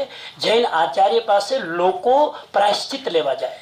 હા, કે ગુરુ મહારાજ મારી આ મોટી ભૂલ થઈ ગઈ, મને પ્રાયશ્ચિત આપો. ગુરુની મર્યાદા છે કે ગુરુ જ્યારે પ્રાયશ્ચિત આપે ને ત્યારે ગુરુની એટલી જવાબદારી વધી જાય, ગુરુ અને શિષ્ય આ 4 કાન સિવાય એ વાત 5મા કાન સુધી ન પહોંચે. અને 5મા કાન સુધી પહોંચે તો ગુરુને પ્રાયશ્ચિત આવે.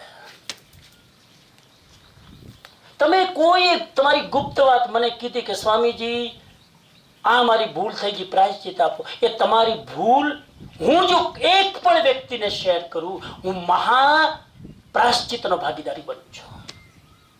આ મર્યાદા કીધી. ગુપ્ત વાત પ્રકાશિત ન કરે. નંબર 4, અશીલ ન હો. અશીલ ન હો. અશીલ ન હો એનો અર્થ છે જેનું વર્તન તોછડું ન હોય. शील का मतलब है संस्कार. शील का मतलब खाली ब्रह्मचर्य नहीं है. शील का मतलब है ब्रह्म जेवी चर्या. शील का मतलब है महापुरुषો જેવું આચરણ. શીલનો મતલબ છે કોઈક મહાન આત્માઓ જેવી રીતે જીવી ગયા છે એવી રીતે જીવવાની કોશિશ. એક શબ્દમાં બહુ સિમ્પલ ભાષામાં તમને સમજાવી, તોછડું વર્તન ન કરવું, તો જ જ્ઞાન પ્રાપ્ત કરી શકાય. 6થું લક્ષણ અતિ રસ લોલુપ ન હોવું. આવી ગયું. જો પહેલામાં કીધું રોગ ન હોવો જોઈએ, અહીંયા એનો જવાબ આપી દીધો. અતિ રસ લોલુપ ન હોવું. ટેસ્ટી ડીશ આવે, ખાવાનો કંટ્રોલ છૂટે, આ અતિ લોલુપ. અતિ લોલુપ નહીં હોવાનું. અક્રોધી રહેના. જેના સ્વભાવમાં ક્રોધ ના હોય એવી વ્યક્તિ. ક્રોધ કરવો પડે અલગ વસ્તુ, જેના સ્વભાવમાં ક્રોધ ના હોય અંદરમાં જેને ક્રોધ ન હોય, ડિસિપ્લિનથી બહાર કરવો પડે અલગ, અંદરમાં કોમળ હોય. અને 8મું લક્ષણ, જે સત્યમાં રત હોય, એટલે કે ઈમાનદાર હોય. મારી ભાષામાં સત્યમાં રતનો મતલબ છે જે પ્રામાણિક હોય, ઓનેસ્ટ હોય, ઈમાનદાર હોય. આટલી વ્યક્તિ શિક્ષાશીલ કહેવાય. 174મી ગાથા કહે છે, સ્વાધ્યાય અને વાંચન કરવાથી શું લાભ થાય? જેન એજ્યુકેશન, સત્સંગ કરવાથી, સ્વાધ્યાય કરવાથી, પુસ્તક વાંચવાથી, વાંચન કરવાથી શું લાભ થાય? 5 લાભ થાય. આપણે બધાને શીખવાડીએ વાંચો વાંચો વાંચો, સ્વાધ્યાય કરો સ્વાધ્યાય કરો, પણ ફાયદો શું? આ 5 फायदा. स्वाध्याय करने से नंबर 1 ज्ञान की प्राप्ति होती है. स्वाध्याय करो तो ज्ञान की प्राप्ति થાય. नंबर 2 चित्त एकाग्र बने. स्वाध्याय करो तो તમારું ચિત્ત એકાગ્ર બને. નંબર 3 ધર્મમાં સ્થિરતા આવે. તમે ધર્મથી વારંવાર વાતમાં ડગી જાઓ છો ને, તમે સ્વાધ્યાય કરો ને, you will be stable on your religious path. તમે ડગમગ નહીં થાઓ. 3જું લક્ષણ, સ્વાધ્યાયનો 3જો ફાયદો તમને ધર્મમાં સ્થિર કરશે. 4થો ફાયદો, બીજાને સ્થિર કરવામાં આવી વ્યક્તિ મદદ કરશે. दूसरे को स्थिर करने में ऐसा स्वाध्याय करने वाला मदद करेगा. जो स्थिर है वही दूसरे को स्थिर कर सकेगा. और 5वां लक्षण, शास्त्रों का अध्ययन करते करते करते, स्वाध्याय करते करते ऐसा व्यक्ति ज्ञान समाधि में लीन हो जाता है. अंतिम स्वाध्याय का फायदा, अंतिम फायदा, स्वाध्याय करते करते पूरा कोर्स करो तो 5वें तक पहुंचोगे. 5वां फायदा यह है, ज्ञान समाधि में लीन हो जाओगे. ये ज्ञान समाधि क्या है? ज्ञान समाधि क्या है मैं बताऊं. एक गाथा को लेकर, एक श्लोक को लेकर अब उस पर चिंतन करो. जैसे भी समण सुत्तम का व्याख्यान पूरा हो जाएगा, कभी मौका मिले तो एक गाथा लेकर पढ़कर उस पर चिंतन करो. चिंतन करते करते करते करते करते चिंतन छूट जाए, आप निर्विचार हो जाओ, ये ज्ञान समाधि. समझाय छे? वांचता वांचता वांचता એ વાંચવા ઉપર ચિંતન કરતા કરતા, પેલા વાંચો, વાંચવાની ચોપડી સાઈડમાં, હવે મગજમાં ચિંતન કરો. ચિંતન કરતા કરતા કરતા વિચાર છૂટી જાય અને તમે નિર્વિચારમાં ચાલ્યા જાઓ. આનું નામ જ્ઞાન સમાધિ. વાંચતા વાંચતા વાંચવાનું છોડી શૂન્ય થઈ જવાનું. અને લગભગ મેં જોયું છે, મારી જિંદગીમાં અનુભવ કર્યો છે કે સારામાં સારું ધ્યાન કરવું હોય ને તો થોડુંક પેલા વાંચો. અમારો અનુભવ એમ કે હું થોડી વાર અડધો કલાક 3-4 પાના વાંચીને પછી આંખ બંધ કરું ને, ધ્યાન એવું મજાનું લાગે સાહેબ. એમને બેસો તો ના લાગે. ચેક કરી જોજો. આ બધા પ્રયોગ કરો મિત્રો. જેને ધ્યાન ના લાગતું હોય ને સીધા ધ્યાનમાં ના બેસો. પેલા 5-10 મિનિટ 2 પાના વાંચો, પછી મૂકીને ધ્યાનમાં જાઓ. છેલ્લો મુદ્દો, 175 की गाथा कहती है, शिक्षा प्राप्त करने का अधिकारी कौन? जो हमेशा गुरुकुलवास में रहता है. मूल मुद्दो હવે શરૂ થાય છે. આ તો બધી ભૂમિકા હતી. જે ગુરુકુળવાસ में रहता है, ગુરુના સાનિધ્યમાં રહે. ગુરુકુળવાસમાં રહે એટલે જે ગુરુના સાનિધ્યમાં રહે. આજ તો તકલીફ છે કે બાળકો પોતે જ અનાથ છે. અનાથનો મતલબ ગુરુ જ નથી. આજ તો ગુરુકુળવાસમાં રહેવાની વાત ક્યાં આવી? પ્રોપર ગાઈડ કરવા વાળું ગાઈડ જ નથી આજે. એટલે હું આજના યંગસ્ટરને અનાથ કહું છું. અનાથ બાળકો છે. મા બાપ છે, અનાથ કોઈ ગાઈડ કરવા વાળું નથી. આજના એજ્યુકેશનમાં અનાથપણું વધી ગયું છે. દુનિયામાં હું ઘણી વાર કહું છું, સમય થવા આવ્યો છે, હું ઘણી વાર કહું, દુનિયામાં વિવેકાનંદની કમી નથી, દુનિયામાં રામકૃષ્ણ પરમહંસની કમી છે. વિવેકાનંદ તો કેટલાય છુપાયેલા બેઠા છે, પણ જો રામકૃષ્ણ હોય જે વિવેકાનંદને ઓળખી અને નરેન્દ્રમાંથી વિવેકાનંદ બનાવી શકે. શિષ્ય તો ઘણા છે ઓસ્પેન્સ્કી જેવા, પણ ગુરુ જેફ જોઈએ જે ઓસ્પેન્સ્કીની અંદર એનું જ્ઞાન બહાર લાવી શકે, જે હંમેશા ગુરુકુળ વાસમાં રહે, ગુરુની અંડરમાં રહો, પ્રતિમાની અંડરમાં નહીં, મૂર્તિની અંડરમાં નહીં. મૂર્તિના દર્શન કરવા બહુ સારા, ભગવાન મહાવીર સ્વામીની પ્રતિમા મંદિરમાં બિરાજમાન છે, દર્શન કરવા બહુ સારા, એક ભાવ આવે, એક શ્રદ્ધા આવે, પણ જ્ઞાન લેવું હોય તો જીવંત ગુરુની બાજુમાં બેસવું પડશે, મૂર્તિની બાજુમાં નહીં. ક્ષમા કરજો, મૂર્તિ શ્રદ્ધા આપી શકશે, જ્ઞાન નહીં આપે. એટલે આપણે ત્યાં નમો આયર્યાણમ પદ આવ્યું. કેમ? નમો અરિહંતાણમ હતું તો આચાર્યની શું જરૂર હતી? અરિહંતની ગેરહાજરીમાં મૂર્તિ જ્ઞાન ન બની જાય, એટલે જીવંત ગુરુ જોઈએ, જે હંમેશા ગુરુકુળવાસમાં રહે. નંબર 2, જે ज्ञान के अध्ययन के समय तप करता है वो ज्ञान प्राप्त करने का अधिकारी है. हरी हरी नए नए मुद्दे सामने आ रहे हैं.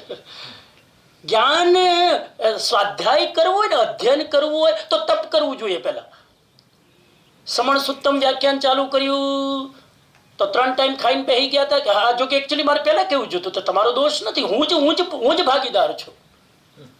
કોઈ પણ નવો સ્વાધ્યાય શરૂ કરો, કોઈ પણ નવો ગ્રંથ વાંચો, કોઈ પણ નવું શાસ્ત્ર વાંચો, એના પહેલા નાનું મોટું તપ કરો, એમને શરૂ ના કરો.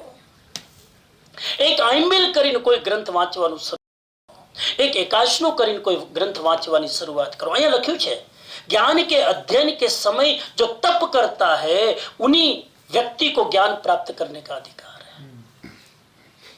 थोड़ा तप करके ज्ञान प्राप्त करो. मौन भी तप है. मैं निर्णय कर लूं कल से मैं ये ग्रंथ पढ़ूंगा ना तो आज मैं 8 घंटा मौन करूंगा, ये तप है. मैं उपवास करूंगा, ये तप है. मैं एकांत में रह के अध्ययन करूंगा, ये तप है. जो प्रिय ही करता है और जो प्रिय ही बोलता है वो ज्ञान प्राप्त करने का अधिकारी है. जो प्रिय ही करता है वो प्रिय ही बोलता है. ज्ञान प्राप्त करने का अधिकारी वो है जिसकी वाणी में मिठास हो, टोंट में बोलने की आदत न हो. वही व्यक्ति. तो कितने लक्षण बताए? 4. गुरुकुलवास में रहना, तप करके ज्ञान शुरुआत करना, प्रिय करना, योर एक्शन शुड बी एप्रिशिएटेबल, प्रिय एंड प्रिय बोलना, वो व्यक्ति ज्ञान प्राप्त करने का अधिकारी है. 176 की गाथा अंतिम कहती है जैसे एक दीप से सैकड़ों दीप जल उठते हैं एवं वे खुद प्रकाशित रहते हैं, उसी प्रकार आचार्य दीपक के समान होते हैं, गुरु दीपक के समान होते हैं. वो खुद प्रकाशित रहते हैं और अन्य को भी प्रकाशित करते हैं. यहाँ पर गुरु की महिमा गाई गई कि गुरु एक ऐसा हो जिसका दीप ये प्रज्वलित हो और अनेक बुझे हुए दिए को जो प्रज्वलित करे, ऐसा कोई सामर्थ्यवान आचार्य, ऐसा कोई गुरु जिसके अंदर गुरुता का अहंकार न हो, जिसको ये भान भी न हो कि मैं किसी का गुरु हूं और कुछ मेरे शिष्य है. इतना विनम्र कोई ज्ञानी गुरु मिल जाए, हजारों दीपक को प्रकट कर सकता है. हजारों दीपक. कल मैंने पूरा लिस्ट दिया, भगवान महावीर ने कितने बूझे दीपों को जलाया. भगवान बुद्ध के चरण में आने वाले कितने लोग संबोधि को प्राप्त हुए. भगवान कृष्ण के चरण में आने वाले अर्जुन जैसे कितने लोगों को उन्होंने तार दिया. एक जला हुआ दिया अनेकों को जला सकता है। प्रॉब्लम हमारी शिक्षण में यह है कि दूसरे का दिया जलाने वाले का खुद का दिया बुझा हुआ है, तो दूसरे का दिया कैसे जलाएंगे? यह है जैन एजुकेशन। हालांकि ये तो समण सुत्तम के आधार पर मैंने जैन एजुकेशन बताया। फिर कभी कभी परेश भाई कैनल में कभी कभी ये भी कोशिश करेंगे उत्तराधीन सूत्र में जैन एजुकेशन क्या है, पूरा अलग से है। उत्तराधीन सूत्र का एक चैप्टर है बहुश्रुत कौन, और पूरा एजुकेशन सिस्टम है। 10वें कालिक में एजुकेशन सिस्टम क्या है साहब, रिसर्च का विषय कोई ने पीएचडी करी हो तो आना ऊपर करे जैन एजुकेशन लो, હું તમને ટોપિક આપી દઉં, કેટલા બધા ટોપિક। તો મંગલ કામના કરું, સમય થઈ ગયો છે, બસ મારી વાણીને વિરામ આપવાનો સમય આવી ગયો। કાલથી તો તમે શું કરશો? હવે બધાને એમ થશે કે કાલથી 1.5 કલાક સવારે 1.5 કલાક સાંજે કરશું શું કાલથી? હે એક 7 દિવસ 8 દિવસ ભગવાનની વાણીનું વ્યસન થઈ ગયું એવું લાગે। મને પણ તમારી સાથે 8 દિવસ એટલો આનંદ આવ્યો સાહેબ, એટલા આત્મ પરિણામ આપણા જાણે આમ શુદ્ધ થયા હોય એવું રિયલી પ્રેક્ટિકલી ફીલ થાય। તો બસ સમય નહીં લઉં વધારે, આપ સૌ પ્રત્યે મારી ખૂબ ખૂબ અનુમોદના। અને આ 7 દિવસ 8 દિવસ પ્રવચનમાં, કેમ કે હું પણ એક્સપર્ટ નથી, હું પણ પ્રેક્ટિસ કરું છું ડૉક્ટરની જેમ। ડૉક્ટર 50 વર્ષ સુધી પ્રેક્ટિસ જ કરતા હોય તો હું પણ 30 વર્ષથી લેક્ચર આપું છું, પણ હજુ પ્રેક્ટિસ જ કરું છું। તો પ્રેક્ટિસ કરતાં કરતાં તમારું ઓપરેશન કરતાં કરતાં ક્યાંક જરાક આડી અવળી નસ દબાઈ ગઈ હોય અને કોઈને હર્ટ થયું હોય, કોઈને એવું લાગ્યું હોય કે મને ઉદ્દેશીને બોલે છે, મારો ક્યારેય પણ એવો ઈરાદો હોતો નથી કે હું કોઈ વ્યક્તિ વિશેષને ઉદ્દેશીને બોલું। મારો ઈરાદો છે કે માણસ અંદરથી જાગૃત બની આ જીનવાણીના રસ્તે આવે, છતાં પણ કોઈને હર્ટ થયું હોય અંતઃકરણથી આત્મ સાક્ષીએ, પ્રભુ સાક્ષીએ, આપ સૌની સાક્ષીએ આવા જીવોને મારા તરફથી ક્ષમા માંગુ છું, ક્ષમાની યાચના કરું છું, ક્ષમાની ભીખ માંગુ છું। ક્યારેય પણ આવો ઈરાદો છતાં પણ કોઈકને હર્ટ થાય તો પ્લીઝ ઉદાર ચિત્તે ક્ષમા કરજો। એવા ભાવ સાથે સમણ સુત્તમ વિરુદ્ધ, ભગવાન મહાવીરની વાણી વિરુદ્ધ, ગણધરોએ જે આશયથી આ ગાથાઓ ગુંથી છે એના વિરુદ્ધ કંઈ બોલાઈ ગયું હોય, આશય એવો ન હોય છતાં બોલાઈ ગયું હોય તો તીર્થંકરોની અનુપસ્થિતિમાં, ગણધરોની અનુપસ્થિતિમાં પણ એમની આત્માઓ પ્રત્યે હું ક્ષમા યાચના કરું છું કે જે કંઈ ભૂલો છે મારી છે, જે કંઈ વિશેષતા છે એ પ્રભુ એ આપની છે એમ કરીને ક્ષમા કરજો। એવા ભાવ સાથે તપોવનમાં આ 8 દિવસનો યજ્ઞ, અમારે અહીંયા જે તપોવનમાં બધા બેઠા છે ને એ લોકો એમ માને કે 8 દિવસની કથા બેઠી છે તો 8 દિવસની જે કથા બેઠી છે એ આજે કથા ઊભી થવાની છે અને આજે કથા વિહાર કરવાની છે, વિદા થવાની છે। તો ખૂબ ખૂબ અહીંયા પણ ઘણા બધા જે જૈનો નથી એને પણ અહીંયા બાળકો કાલે કહેતા હતા કે અમને તો અમારા કોર્સમાં છે અહીંયા તપોવનમાં કે બધા જ ધર્મોનો અભ્યાસ કરવાનો, તો 8 દિવસ 16 લેક્ચરમાં જૈન ધર્મનો પૂરો અભ્યાસ થઈ ગયો। તો ખૂબ ખૂબ આનંદ। હું ભીમસિંહભાઈ જે તપોવનના ચેરમેન છે 1 મિનિટ વિનંતી કરું કે જરા આજના અવસરે 2 શબ્દો કહેવા માંગે છે। 1 મિનિટ તમારી લઈશ, પછી આપણે માંગણી કરીશું। જરા ભીમસિંહભાઈ કરમૂલ પુરુષાર્થ સ્કૂલ અને તપોવનના ચેરમેન છે। અહીંયા હું જે અવારનવાર આવું છું અને આ બધી સગવડ જે મળે છે આ ભીમસિંહભાઈ નું કન્ટ્રીબ્યુશન છે, જે અહીંયા કામ કરી રહ્યા છે। છેલ્લે 2 મિનિટ આરામથી 3-4 મિનિટ। જય જિનેન્દ્ર, આદરણીય અને વંદનીય શ્રવણજી, સમગ્ર જૈન સંઘ સિંગાપુર અને આ મીડિયાના માધ્યમથી સાંભળી રહેલા સમગ્ર દેશ અને વિદેશના લોકો અને તપોવનવાસીઓ, આમ તો કેનલભાઈએ કાલે તપોવનનો આભાર માન્યો, શ્રવણજીને મેં વાત કરી કે તપોવનનો આભાર નહીં પણ સિંગાપુર વાસીઓનો આભાર માનવો પડે કે આ બીજી તક મળી છે। જ્યારે મારું એજ્યુકેશન અનુસંધાને ભારત ભ્રમણ શરૂ હતું એ સમય દરમિયાન શ્રમણજીની પ્રેરણાથી અને કીર્તિદાબેન અને ભરતભાઈના સ્પોન્સરથી હું સિંગાપુર પણ 6 દિવસ માટે ત્યાંની એજ્યુકેશન સિસ્ટમને જોવા માટે આવ્યો અને એ જોયા પછી અહીંયા આ ભારતમાં પણ શું આપણે કરી શકીએ એના પ્રયોગો વિશેષ કર્યા. તો આજે એ માટે પણ એ બંનેનો ખૂબ ખૂબ આભારી છું. અને આજે ખાસ તપોવનમાં દરેક ધર્મ વિશેની વાત સમજવાની હોય ત્યારે હું ખુદ પણ જૈન વિશે નહોતો જાણતો અને નિમિત્ત બન્યા છો આપ સિંગાપુરવાસીઓ કે પૂરી કથા 8 દિવસ જૈન ધર્મ વિશે અને એમાંય શ્રીષ્ટમ એટલે કે સમગ્ર જૈનની સમગ્ર પુસ્તકોનો એક નિચોડ એ આજે અહીંયા પ્રત્યક્ષ તપોવનમાં જ એમનું પારાયણ થયું. અને એ માટે આપ સૌનો આભારી છું, ઋણી છું. અને આપને સૌને આમંત્રણ પણ છે કે આપ સૌ અહીંયા આ એક નવી શિક્ષણ પદ્ધતિ છે એને નિહાળવા માટે આવો અને અહીંયા અમારા વિદ્યાર્થીઓના માર્ગદર્શક બનો. ફરીથી આપ સૌનો આભાર. જય હિન્દ, જય ભારત. Thank you ભીમસીભાઈ. અને ખાસ કરીને ભીમસીભાઈ આમંત્રણ આપ્યું છે.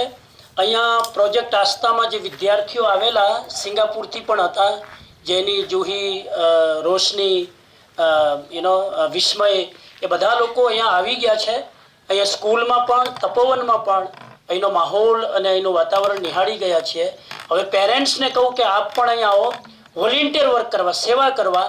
આપ 5 દિવસનો 7 દિવસનો જે પણ અનુકૂળ ટાઈમ હોય, ખાલી અહીંયા બાળકોની સેવા કરવા, બાળકોને જે કંઈ તમારી ટેલેન્ટ છે એને શેર કરવા માટે અહીંયા તમને ઓપન ઇન્વિટેશન આપે છે. રહેવા, જમવાની, ખાવા પીવાની બધી જ વ્યવસ્થા અહીંયા પ્રોપરલી છે. અને હવે હું ધીરે ધીરે જ્યારે અહીંયા વધારે ટાઈમ સ્પેન્ડ કરી રહ્યો છું તો થોડુંક અહીંયા એનઆરઆઈની દ્રષ્ટિએ પણ થોડું સેટઅપ કરવાનું છે. કેમ કે આ બધા છે ને બહારના લોકો થોડાક એને જરાક વધારે સુવિધા જોઈએ, કહેવાનો મતલબ. એટલે એ સુવિધા અહીંયા થોડીક તમારા માટે એવો પ્લાન છે કે થોડીક વધારે સુવિધા થાય, જેથી તમે ટકી શકો, થોડાક 5-7 દિવસ રહી શકો એવી વ્યવસ્થા. તો મારું ભવિષ્યમાં જ્યારે પણ કોરોનાની સ્થિતિમાંથી બહાર આવીને આપણે ઓપન અપ થઈએ ત્યારે welcome to India, welcome to Rajkot, welcome to Bhanvad, welcome to Tapovan and પુરુષાર્થ. અહીંયા ખૂબ સરસ માહોલ છે.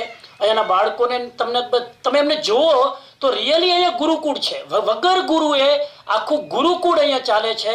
અને એ રીતે અહીંયા એક શિક્ષણ આપવામાં આવે છે. હજારો લોકો ઇન્ડિયામાંથી સારા બ્રેઇન અહીંયા આવીને શિક્ષણ આપે છે ફ્રીમાં. અહીંયા આવીને બાળકોને ગાઈડ કરે છે.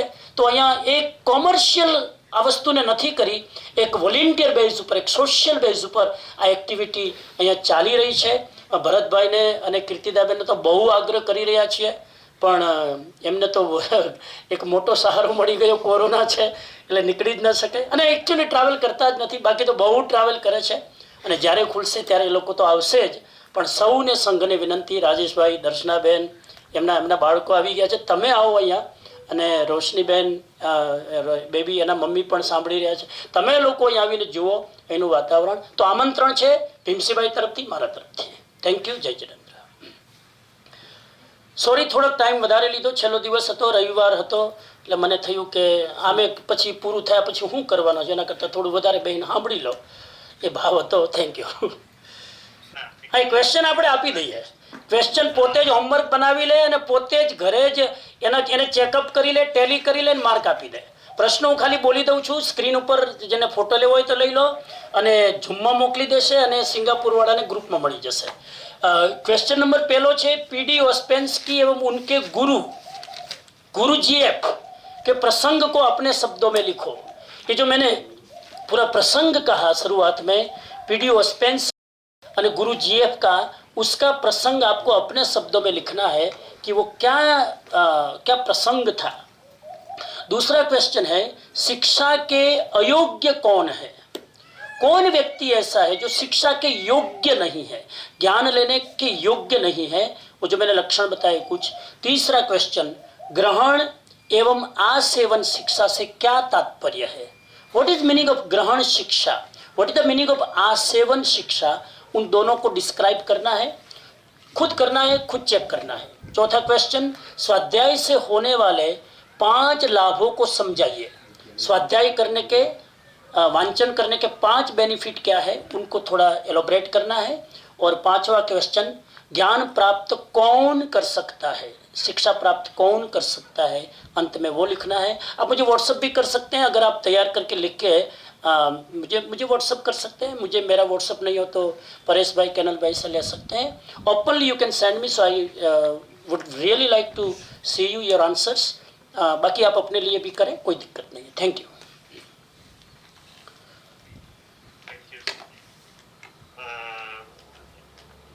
जय जिनेन्द्र भाइयों बहनों ने वडीलो, this is the last Swadhyay session with Samanji for Pajoshan 2021, and on behalf of the full Sangh, Samanji અમે તમારો ખૂબ ખૂબ આભાર મારી માનીએ છીએ કે આ 9 દિવસ લાસ્ટ ફ્રાઈડે થી આપણે આ શનિવાર સવારનો સ્વાધ્યાય આપણે પૂરા 8 સેશન્સ 8 દિવસના, સો 16 મોર્નિંગ ઇવનિંગ કરીને કરી તો 16 સેશન્સ અડલ્ટ્સની યારે થયા હતા, એક સેશન જૈન શાળા બાળકોની યારે થયો હતો અને એક સેશન યુથની યારે થયો હતો.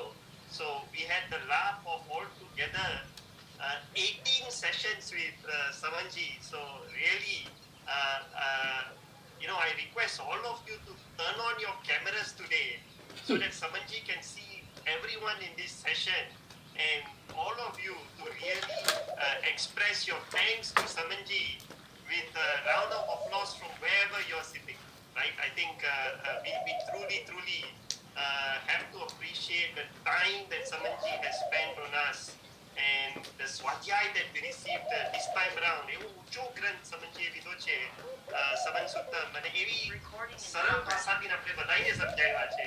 Like I said last night, it is really thank you સમજી, ખૂબ ખૂબ આભાર. તમે ઘણી મહેનત આમાં કરી છે, અને અમારાથી આમાં ક્યાંય પણ વિનય વિવેક ચૂકાઈ ગયો હોય, ખાસ કરીને તમે બધા ઓડિયન્સને ઘણીવાર કહેતા હતા કે ઓન યોર કેમેરા, પણ છતાંય પણ બધા શાય થઈને બધાનું મલ્ટીટાસ્કિંગ હોય અને નહોતા કરી શકતા, એના માટે ક્ષમા માંગીએ છીએ સમજીએ. અને ક્યાંય પણ તૈયારીમાં કે પ્રેપરેશનમાં અમે સમજણ ભેટ થઈ હોય કે અમારી ભૂલ થઈ હોય તો મિચ્છામી ડુક્કડમ સમજી, એ અમારી જ વીકનેસીસ છે કે અમે ખાસ કરીને મારા જેવા જરાક ગુજરાતી અડધું આવડે ને હિન્દી એનાથી ને ઓછું આવડે, પણ તોય આમ એકદમ અટેન્શનથી ગૂગલમાં ટ્રાન્સલેટ કરતો જાઓ કે શું બની રહ્યું છે, તોય પણ ઘણું સમજાણું આવતે સમજી. એના માટે ખૂબ એકચ્યુઅલી તો કમિટીની કે એરેન્જ કરવાવાળાએ હમણાં કેનલભાઈએ પણ શરૂઆતમાં કીધું અમારી ઘણી ભૂલો રહી ગઈ. એકચ્યુઅલી કોઈ જ ભૂલ નથી, બધું એટલું પરફેક્ટ. શું લાગે તમને? ઓડિયન્સ આખું બેઠું છે, ક્યાંય કોઈ પ્રોબ્લેમ નથી. બધું જ ટાઈમ ટુ ટાઈમ, બધું જ audio video everything properly manage કર્યું છે, કોર્ડિનેટ કર્યું છે. ભૂલો રહી ગઈ છે તો થોડી અહીંથી રહી ગઈ છે, ઘણી માઇક સિસ્ટમ, ઘણી વાર ઇકો અવાજ આવતો તો બીજું, પણ very well organized from Singapore Jain Society. No any mistakes for arranging such a nice program. તો કોઈ ક્ષમાની વાત જ નથી, ખૂબ સારી રીતે અરેન્જ કર્યું છે, એનો મને આનંદ છે. થેન્ક યુ સમજી. અને ખાસ કરીને અમારો આભાર ત્યાં તપોવનના પ્રિન્સિપાલ માટે અને સૌ બાળકો માટે.